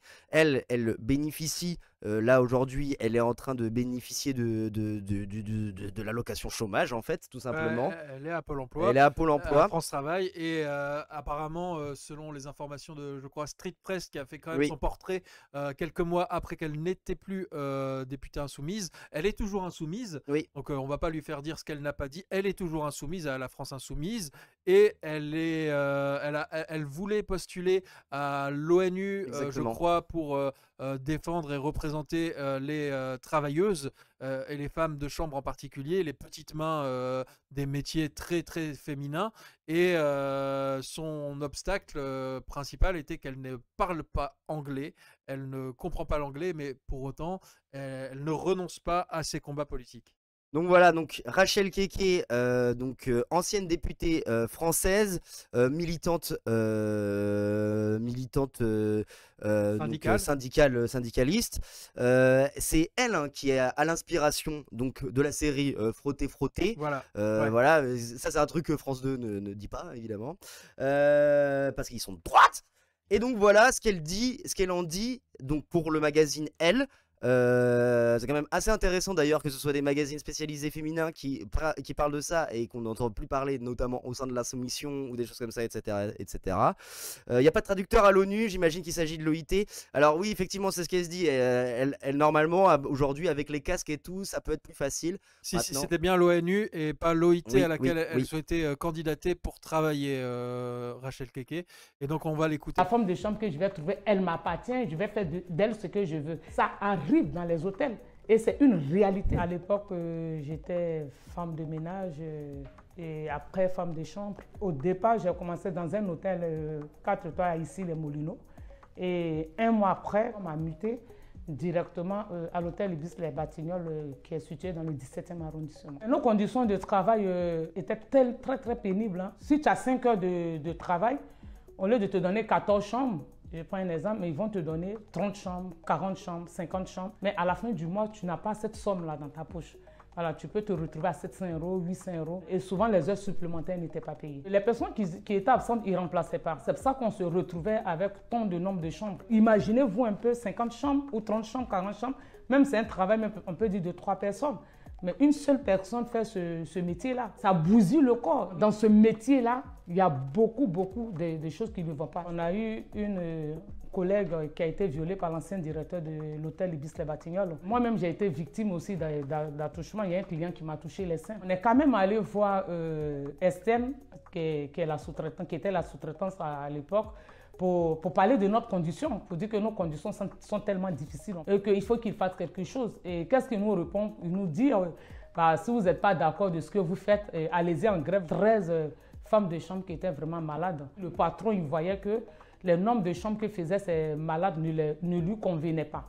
Donc, il avait décidé à multer d'autres femmes sur d'autres sites pour aller travailler. Et là, on a dit, si les 13 personnes partent, mais à qui le tout, en fait? Donc, qu'est-ce qu'on doit faire? C'est comme ça qu'on a entamé la grève. C'était le 19 juillet 2019. On a tous arrêté le travail, on a tout abandonné dans le hall et nous sommes descendus. On demandait qu'on changeait nos conditions de travail. On avait demandé déjà la baisse de cadence. On demandait une prime aussi, une prime de nourriture. Et on a demandé aussi des tenues en coton, plus des chaussures de sécurité. Demandant aussi une augmentation de salaire. On a tenu quand même 22 mois. C'est très historique. Et puis, voilà, parce que nous-mêmes, arrivé un moment, on ne croyait plus. Franchement, on a eu des soutiens partout.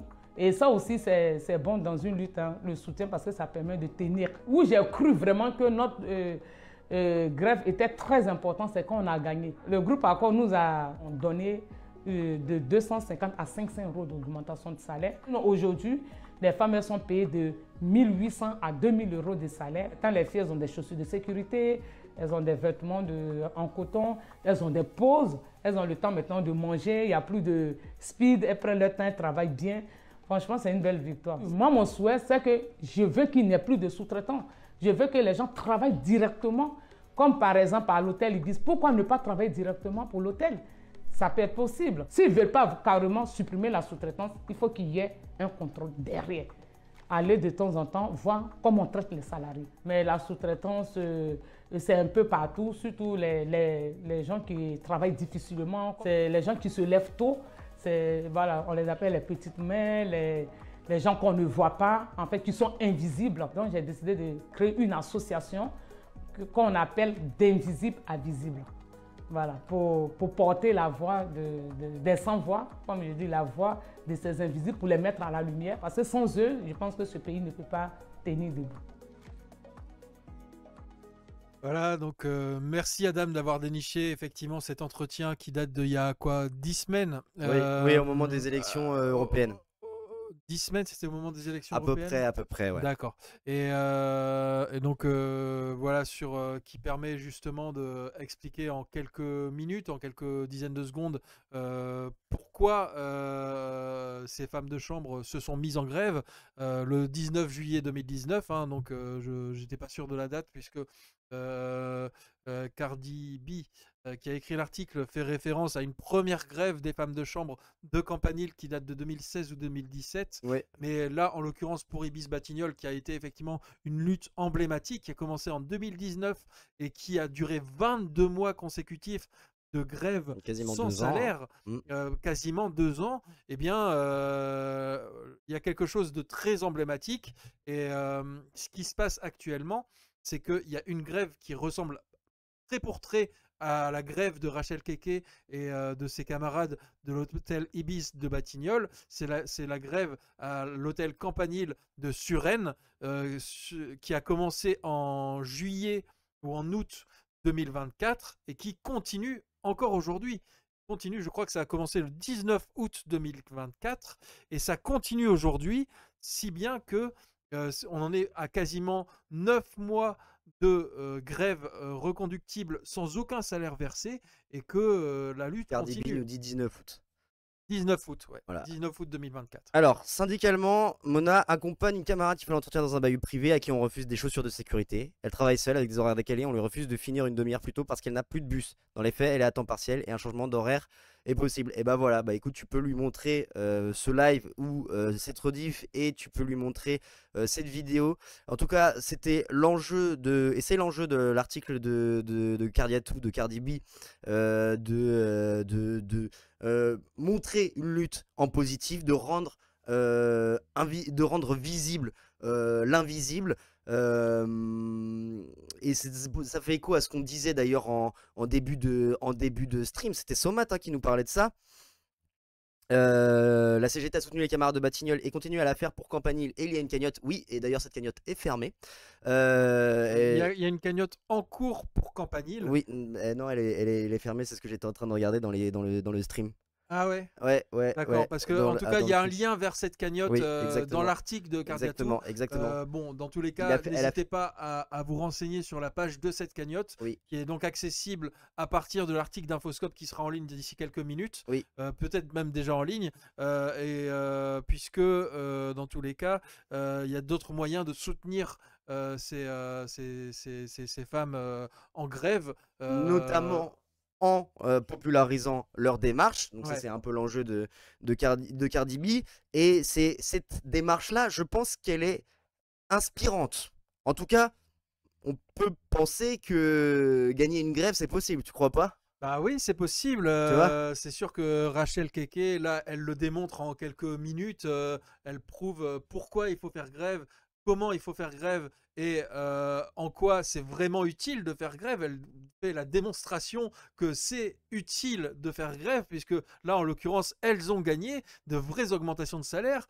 qui les concernait elle, mais qui concerne aussi toutes les nouvelles embauchées derrière elle, toutes les nouvelles personnes, toutes les nouvelles femmes qui vont travailler suite à elle et qui vont être embauchées à de meilleurs salaires, avec un équipement qui est de meilleure facture, avec des chaussures de sécurité, avec peut-être de meilleurs horaires et des cadences un peu moins infernales, un peu plus humaines. Et donc tout ça est vraiment utile et ça me fait penser à un reportage, à un entretien que j'avais fait à Éolane à Angers, où il y a quelques années, c'était en 2023, donc il n'y a pas si longtemps que ça, il y a eu une grève à Éolane, qui est donc une entreprise qui fait des puces électroniques plutôt, on va dire, assez basiques, notamment pour tout ce qui est régulateur de vitesse dans les automobiles ou des choses comme ça. Donc pas forcément de l'électronique de pointe, mais en tout cas de l'électronique qui quand même pouvait aussi aller doter, ça pouvait être de pointe puisque ça pouvait aussi aller doter certains missiles de l'armée, etc. Mais pour Éolane, qui est donc une entreprise à Angers dans laquelle il y a eu une grève massive pendant plusieurs jours, ils ont gagné des augmentations de salaire, si bien que, alors qu'avant ils étaient au SMIC, maintenant ils sont tous au moins 200 € au-dessus du SMIC, et ils l'ont gagné non seulement pour le site d'Angers, qui est le seul site concerné par la grève, mais aussi pour l'ensemble des sites de France de ce groupe-là. Alors maintenant, ça n'empêche pas qu'aujourd'hui Éolane est concerné par un potentiel plan de licenciement. Ça fait encore le lien avec le début de l'émission quand on parlait du 1er mai. Mais voilà, il y a eu... on est dessus actuellement. Grève femmes de chambre Campanile-sur-Aisne. Alors, on a retrouvé une autre campagne donc sur Papayou, la cagnotte indépendante. On vous mettra le lien dans le chat direct après. Il reste 26 jours pour participer, 88 contributions, 3510 € collectés. C'est pas une paille, mais donc le panier moyen il est de 40 € et le plus élevé il est à 500 €. Copier-coller dans le chat. Voilà, et tu pourras l'épingler aussi. N'hésitez pas à donner, hein, même si c'est 10 €, c'est pour elle. 3510 €, ça a l'air d'être beaucoup comme ça. Mais en fait, c'est rien, hein, c'est rien, c'est rien pour les jours de grève enfin pour les jours, quand tu fais grève, hein, tu t'es pas payé hein, de toute façon, hein, donc 3510 €, c'est pas grand chose, donc faut pas hésiter à donner, faut pas hésiter à faire entendre parler. Nous, c'est ce qu'on fait et c'est ce qu'on a envie de faire aussi, parce que ce qu'a fait Rachel Keke, et c'est ce que explique bien d'ailleurs Cardiatou dans l'article, c'est que ça a ouvert la porte, parce qu'il y a eu énormément de mobilisations qui ont eu lieu depuis, et d'autres grèves qui ont été victorieuses, et à tel point qu'aujourd'hui le secteur voilà, des femmes de chambre, ce secteur-là est aujourd'hui un secteur qui est extrêmement combatif, dont on n'entend pas beaucoup parler, jamais assez finalement, alors que c'est un secteur qui est quand même aujourd'hui extrêmement porteur de lutte en positive, victorieuse. Tu vois, symbolique aussi de beaucoup de choses, du travail invisible, du travail qu'on ne voit pas, du travail des personnes issues de l'immigration ou directement des personnes étrangères qui travaillent en France à des horaires décalés, avant tout le monde, après tout le monde, et qu'on ne voit pas, qui sont des vrais invisibles, alors que leur travail est absolument indispensable. Exactement, Ça a été un des combats de François Ruffin avec les femmes de ménage de l'Assemblée nationale. Tout à fait. Il n'a pas fait de la merde, hein, quand même, le gars. Il a quand même, elles ont obtenu, non pas grâce à François Ruffin, mais grâce à leur propre mobilisation, ces femmes de ménage ont obtenu un 13e mois de salaire, il me semble, et c'était aussi une sous-traitance si je me trompe pas. Elles ont été aussi non pas réinternalisées, mais l'opposition d'externaliser, mais par contre elles ont obtenu de meilleures conditions de travail et de meilleures conditions de traitement et de salaire. Et donc voilà, dans tous les cas, c'est effectivement une lutte qui est très importante. Comme dit Mona, bravo à Cardiatou pour ce sujet digne d'Infoscope, la voix des sans-voix. Effectivement, bravo et merci à vous toutes et vous tous, hein, contributeurs et contributrices d'Infoscope. N'hésitez pas, d'ailleurs, si vous avez des sujets d'articles, à nous les faire savoir, hein. On a un Discord, ça sert à quelque chose. Bon, Infoscopiens et Infoscopiennes, je dois vous laisser. Bonne soirée, topette, bon appétit. On dit goulinoise ici. Oui, on dit goulinoise par contre. Quand tu fais grève plusieurs mois à la suite, faut être sacrément accroché ou sacrément désespéré, dit Mona Roussière. Abraham Licorne, je suis d'accord avec toi, faut être sacrément accroché, et c'est pour ça qu'aujourd'hui il faut médiatiser ces luttes-là. Et parce que Rachel Keke le disait elle-même, ce qui a compté à des moments où on n'y croyait plus durant ces 22 mois, c'est des soutiens un peu inattendus. On dit goulinoise, Mona. Et en fait c'était notamment les soutiens qu'elles ont obtenus au fur et à mesure de ces 22 mois de grève, ces femmes de chambre de l'hôtel Ibis de Bagnolet, de Batignolles, pardon. Oui. De Batignolles, ça a été justement les soutiens non seulement des organisations syndicales, des autres professions, mais aussi de partis politiques. J'imagine la France Insoumise n'a pas été étrangère au soutien des femmes de chambre et au fait que Rachel Keke devienne députée insoumise. Ça n'a pas été étranger, ce soutien politique-là. Il y a eu d'autres soutiens aussi, évidemment, et il y a eu des soutiens aussi médiatiques. On pense à l'Humanité, par exemple, qui a pas mal couvert la lutte des femmes de chambre de l'hôtel Ibis et qui continue de couvrir la lutte des femmes de chambre de l'hôtel Campanile de Suresnes. Et il s'agit pour nous d'être une petite pierre à l'édifice, justement, qui permet de faire connaître ces luttes-là. Et encore une fois, merci à Cardiatou, merci à toutes les personnes qui permettent de mener la bataille de l'information, puisque on voit à quel point elle est utile, à quel point elle est précieuse quand les médias dominants, les médias mainstream s'acharnent à leurs obsessions sur les derniers développements de la politique politicienne. Il y a des vraies choses qui se passent dans la vraie vie, et ces vraies choses, il faut en parler, et on est là pour ça. Voilà.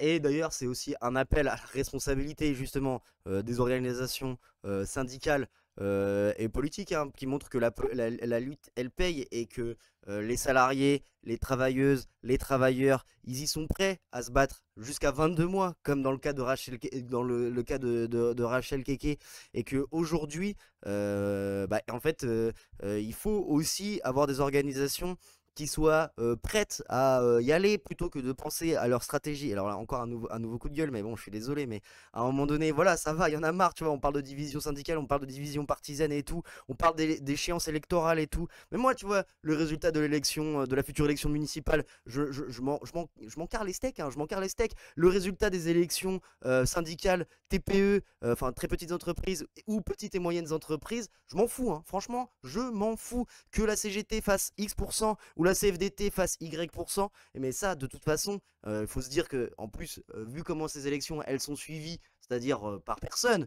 malheureusement, malheureusement, on peut le déplorer, mais en tout cas, c'est un fait. En fait, aujourd'hui, comment on assiste les travailleuses et les travailleurs en lutte, et ça, il n'y a que l'organisation qui peut le faire, il n'y a que le collectif. Et moi, je ne connais qu'un seul collectif dans le travail qui peut le faire, c'est le syndicat. Donc, syndiquez-vous, bien sûr, mais syndicalistes, organisez-nous, bordel de mince, bazar de mince, organisez-nous, on n'attend que ça.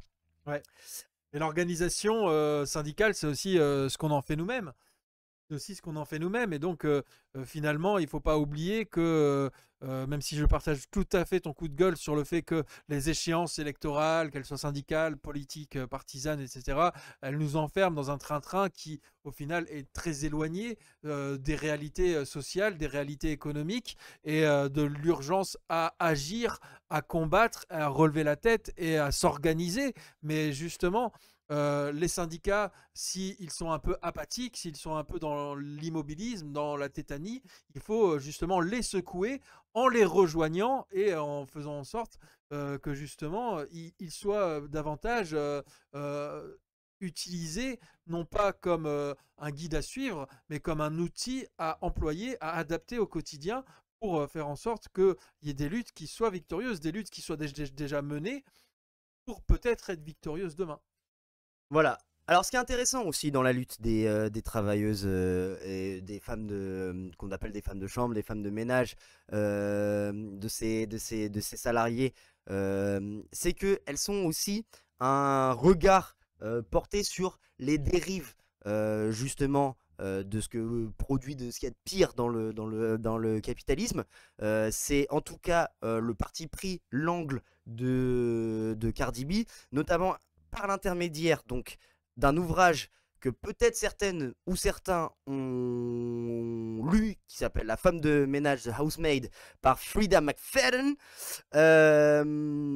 Donc voilà, qui a été un best-seller, etc., etc. Moi, je le savais pas avant que je lise l'article de Cardi B. Hein, moi non plus, mais c'est vraiment d'actualité, hein, puisque effectivement, ce livre vient de passer en livre de poche. Je spoil complètement. Il y a la vidéo que tu vas mettre. Il vient de dépasser le million d'exemplaires vendus en livre de poche en février 2025.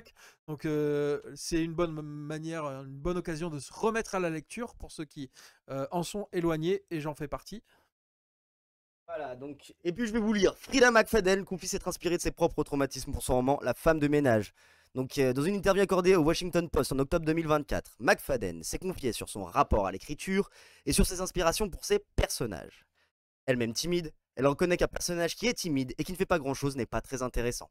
C'est pourquoi elle explique que certains sont, comme elle, si elle avait fait des choix différents. Je ne suis pas joueuse, je suis très en sécurité, tout ce que je fais, j'y réfléchis beaucoup. Certains de ces rebondissements sont eux aussi directement inspirés de sa vie, notamment lorsqu'il est question de harcèlement.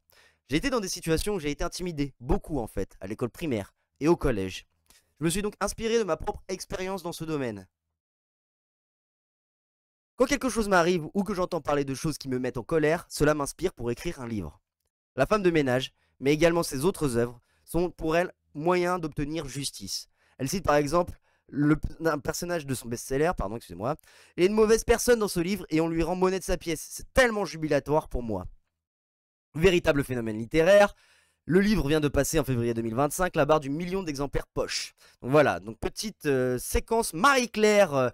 Voilà, donc on a mis elle, on a mis Marie-Claire. Donc comme quoi, voilà, merci aussi à ces médias de faire le travail. Hein. J'ai envie de dire, des fois on pourrait, parce qu'on se fout de la gueule de la presse féminine, mais des fois on ferait mieux de s'inspirer peut-être des fois de leur boulot quand même. C'est sûr que la presse mainstream pourrait s'inspirer, la presse généraliste, des traitements des sujets par la presse féminine, parce que souvent ça va au fond des sujets, ça va sur un angle qui n'est pas traité, sur un angle original qui permet de voir différemment un sujet qui est traité par ailleurs, et c'est ce qui permet justement de ouvrir une perspective sur ce sujet-là. Après, sans cacher d'ailleurs les problématiques de ce qu'on appelle la presse féminine, qui se spécialise et s'oriente sur des sujets sexistes. On voit que c'est quand même des trucs qui sont faits penser par des hommes. Oui, c'est santé, bien-être, les enfants, naninana, effectivement, etc., le truc conso, cuisine, restez jeune et faites du sport et répondez aux standards de beauté et ainsi de suite. Et évidemment, il y a un patriarcat qui existe jusque dans la presse féminine. Voilà. Mais pour autant, il y a aussi des sujets qui sont traités différemment. Quand elles font bien le taf, on le dit, quoi. Et voilà, c'est sûr que, en tout cas, c'est plus intéressant que lui, par exemple, oui. Ce genre de médias qui se veulent masculins, parce que comme s'il n'y avait pas assez d'hommes dans les médias traditionnels. Oui. Il y avait Frédéric Becbédé qui avait beaucoup participé à ça. Il en est plus ou moins revenu, du moins, il en est dans une espèce de confession à dire que voilà. Lui-même a été un connard, mais bon, c'est pas grave. Voilà, c'est ce qu'il dit, qu'il n'est plus un connard. Ça reste à prouver, mais quand il arrêtera de faire des tribunes au Figaro, peut-être qu'il le prouvera, mais voilà, toujours est-il. Après, il a écrit 99 francs et puis il a fait la campagne de Robert Rue quand même. Il a fait la campagne de Robert Rue, il n'y en a pas eu que des biens. Hein. Il y en a des biens, mais il n'y en a pas que des biens. Voilà. En tout cas, moi, ce que je voulais voir, ce que je voulais expliquer, donc c'est un peu une ouverture avant de parler donc de l'article de Cardi Atou. C'est cette ouverture sur l'œuvre de Frida McFadden. Et c'est un peu une question un petit peu générale, que je pose autant au chat s'il y en a encore des gens qui sont encore présents, et à toi, mon petit Ben. Est-ce que l'art, comme dit Rachel Keke, rendre visible l'invisible, est-ce que l'art, ça rend visible l'invisible? Oui, particulièrement par exemple la littérature, puisque ça rend visible et exprimé par des mots les pensées, par exemple, tout simplement la pensée des personnages, ce genre de choses qui rendent visible l'invisible, c'est-à-dire y compris des choses sont en chacun de nous, et ça rend visible les invisibles, c'est-à-dire les personnes invisibles. Évidemment, il y a l'exemple de la femme de ménage qui est dans cet angle-là, mais il y a aussi évidemment ce qu'on a vu avec Frotter Frotter, qui est donc une série France 2, France Télé, qui a permis de faire connaître à des personnes qui, j'imagine, ne le connaissaient pas. Merci à Jules de devenir un camarade. La lutte des femmes de chambre de l'hôtel Ibis de Batignolles, et qui a aussi permis de faire connaître cette série Frotter Frotter, la figure qu'est Rachel Keke, même si malheureusement ce n'est pas totalement assumé que c'est elle qui est inspiratrice de la protagoniste principale de cette série. En réalité, il suffit de faire quelques recherches et j'imagine qu'il y a quand même un travail un minimum honnête qui a été fait pour dire que pour rendre à César ce qui est à César, ou rendre à Cléopâtre ce qui est à Cléopâtre, c'est-à-dire que il faut justement savoir que il y a des inspirations dans l'art, et que ces inspirations, souvent, ça part de petits riens, de petites choses dans la vie de tous les jours, qui sont des petites choses auxquelles on ne prête pas vraiment attention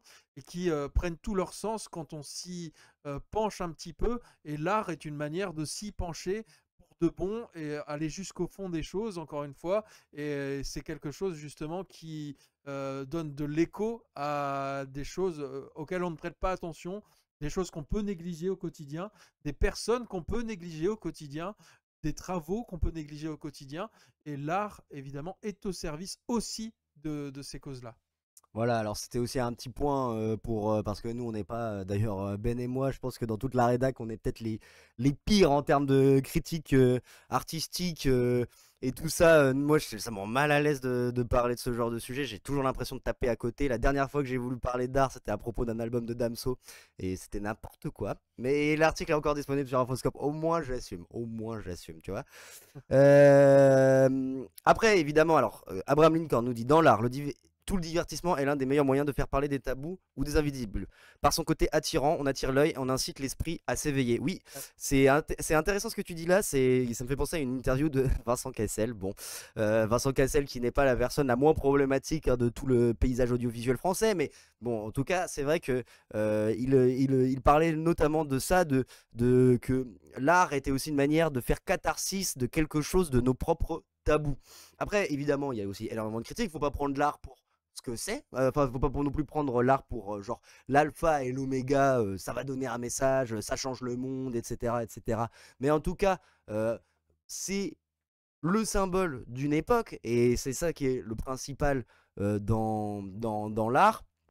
Il y a aussi énormément de problématiques avec l'art et en particulier les artistes, qui n'est pas forcément le milieu qui est le plus sain qui existe. Mais voilà, c'est une bonne porte d'entrée à la discussion et nous on sera toujours évidemment du camp des arts, des artistes, même... Ah ouais, d'ailleurs, complètement mainstream, mais qui vaut le coup d'œil par rapport à l'art. Ça rend visible les invisibles, ou ça rend visible l'indicible, ou les choses qu'on ne voit pas forcément, etc. Je vous conseille la série Astérix sur Netflix. Bien joué. La série Astérix d'Alain Chabat, qui est très drôle, avec quelques références, pas piquées des hannetons, vraiment. Tu l'as vu? Non. Mais il y a vraiment envie de la voir. Quelques références à l'actualité politique et à l'actualité des idées. Oui. Qui vraiment... ouais, il y a Darmon dedans, effectivement. Voilà. Tout le monde n'est pas méga safe, mais pour autant, c'est une bonne série, elle est bien écrite et il y a quelques blagues vraiment marrantes. Par exemple, il y a une espèce de faux Pascal Pro qui est là pour commenter le combat des chefs, qui est le sujet de la série Astérix. Ah, mais là, tu commences à spoiler là. Non, envoie non, tes codes Netflix plutôt, s'il te plaît. c'est pas les miens. Et bah, envoie les codes Netflix de tes parents, Non, je sais pas qui. ça n'arrivera pas. Allez là. Non. Wesh. Après tout ce que j'ai fait pour toi. Tout le sang que j'ai sué. Après tout ce que tu m'as volé, ouais. Oui, bon, d'accord, ok, ok. Mais même si je te l'ai volé, je te les rendrai pas. Mais s'il te plaît, fais un effort. Attends, s'il te plaît. S'il te plaît. Bon, donc voilà. Alors, le mec, tu lui donnes ça, il te prend tout, quoi. Oui, voilà. Bah, en même temps, voilà, hein, tu vois, je suis un arabe. Moi, j'ai le droit de la faire, cette blague, ok? S'il y a quelqu'un dans le chat qui dit ouais, gna gna gna gna gna gna, c'est de l'autodérision, ok? Vous, c'est mal si vous le faites. Vous voyez? Attention de dire qu'Adam est un voleur, tu vois?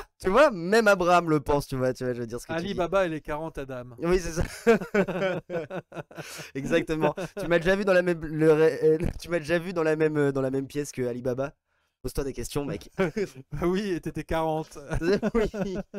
Le RN va se réapproprier les propos, ce n'est pas les objectifs. Après, si vous clippez et que vous Breaking envoyez news, ça, un arabe avoue la vérité. il est raciste. C'était Jean Messia. donc voilà. Jean Messia, c'est comment il s'appelle, Samuel L. Jackson dans Django Unchained. Oui, un peu, je suis d'accord. Je suis carrément d'accord avec ça. Hein, oui, je suis d'accord un peu avec ça. Ou alors, c'est un peu le cardinal Robert Sarah. Pour ceux qui ont vu le replay de la semaine dernière, ce fameux cardinal qui est donc africain, mais qui croit qu'il y a bel et bien un grand remplacement. C'est le Hassan Chalgoumi, imam de Drancy. Oui, c'est vrai. Bon, enfin bon, bref, il y en a plein. Il y en a plein, des petites serpillères, des arabes ou des noirs de service. Voilà, vous savez très bien. Attention, il y en a qui ont eu des problèmes en disant arabe de service, notamment Anas Kazib. Ah oui. Qui n'en est pas à son premier procès, mais rendez-vous le 18 juin quand même pour le soutenir une énième fois. Peut-être que cette fois-ci, il ne sera pas condamné, peut-être. Et en attendant, donc, voilà, encore une fois, donc l'article.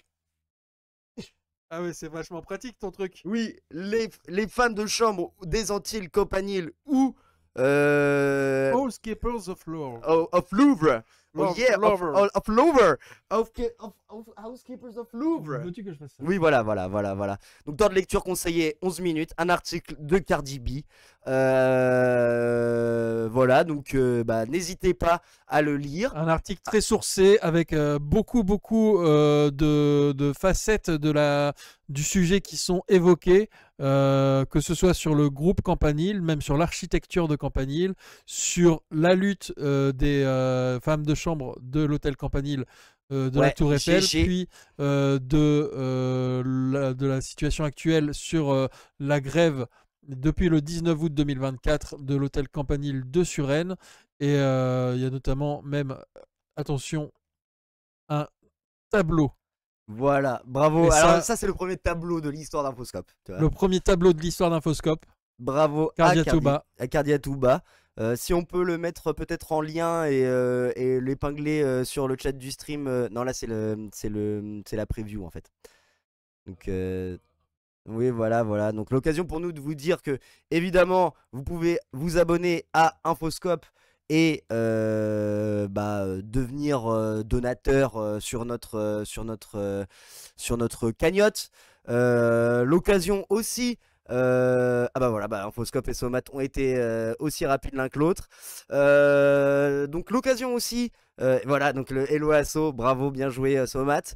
De vous dire aussi GG à vous, hein, et merci parce que là on a complètement pété les scores en termes de temps passé. De durée, peut-être pas en termes de spectateurs, mais on y a pris du plaisir. En tout cas, oui. Vraiment, merci parce qu'il y avait un gros travail préparatoire, notamment de la part de Cardiatou, sur son article qui nous a beaucoup inspiré, et puis sur évidemment aussi l'actualité qu'on a traité en première partie d'émission.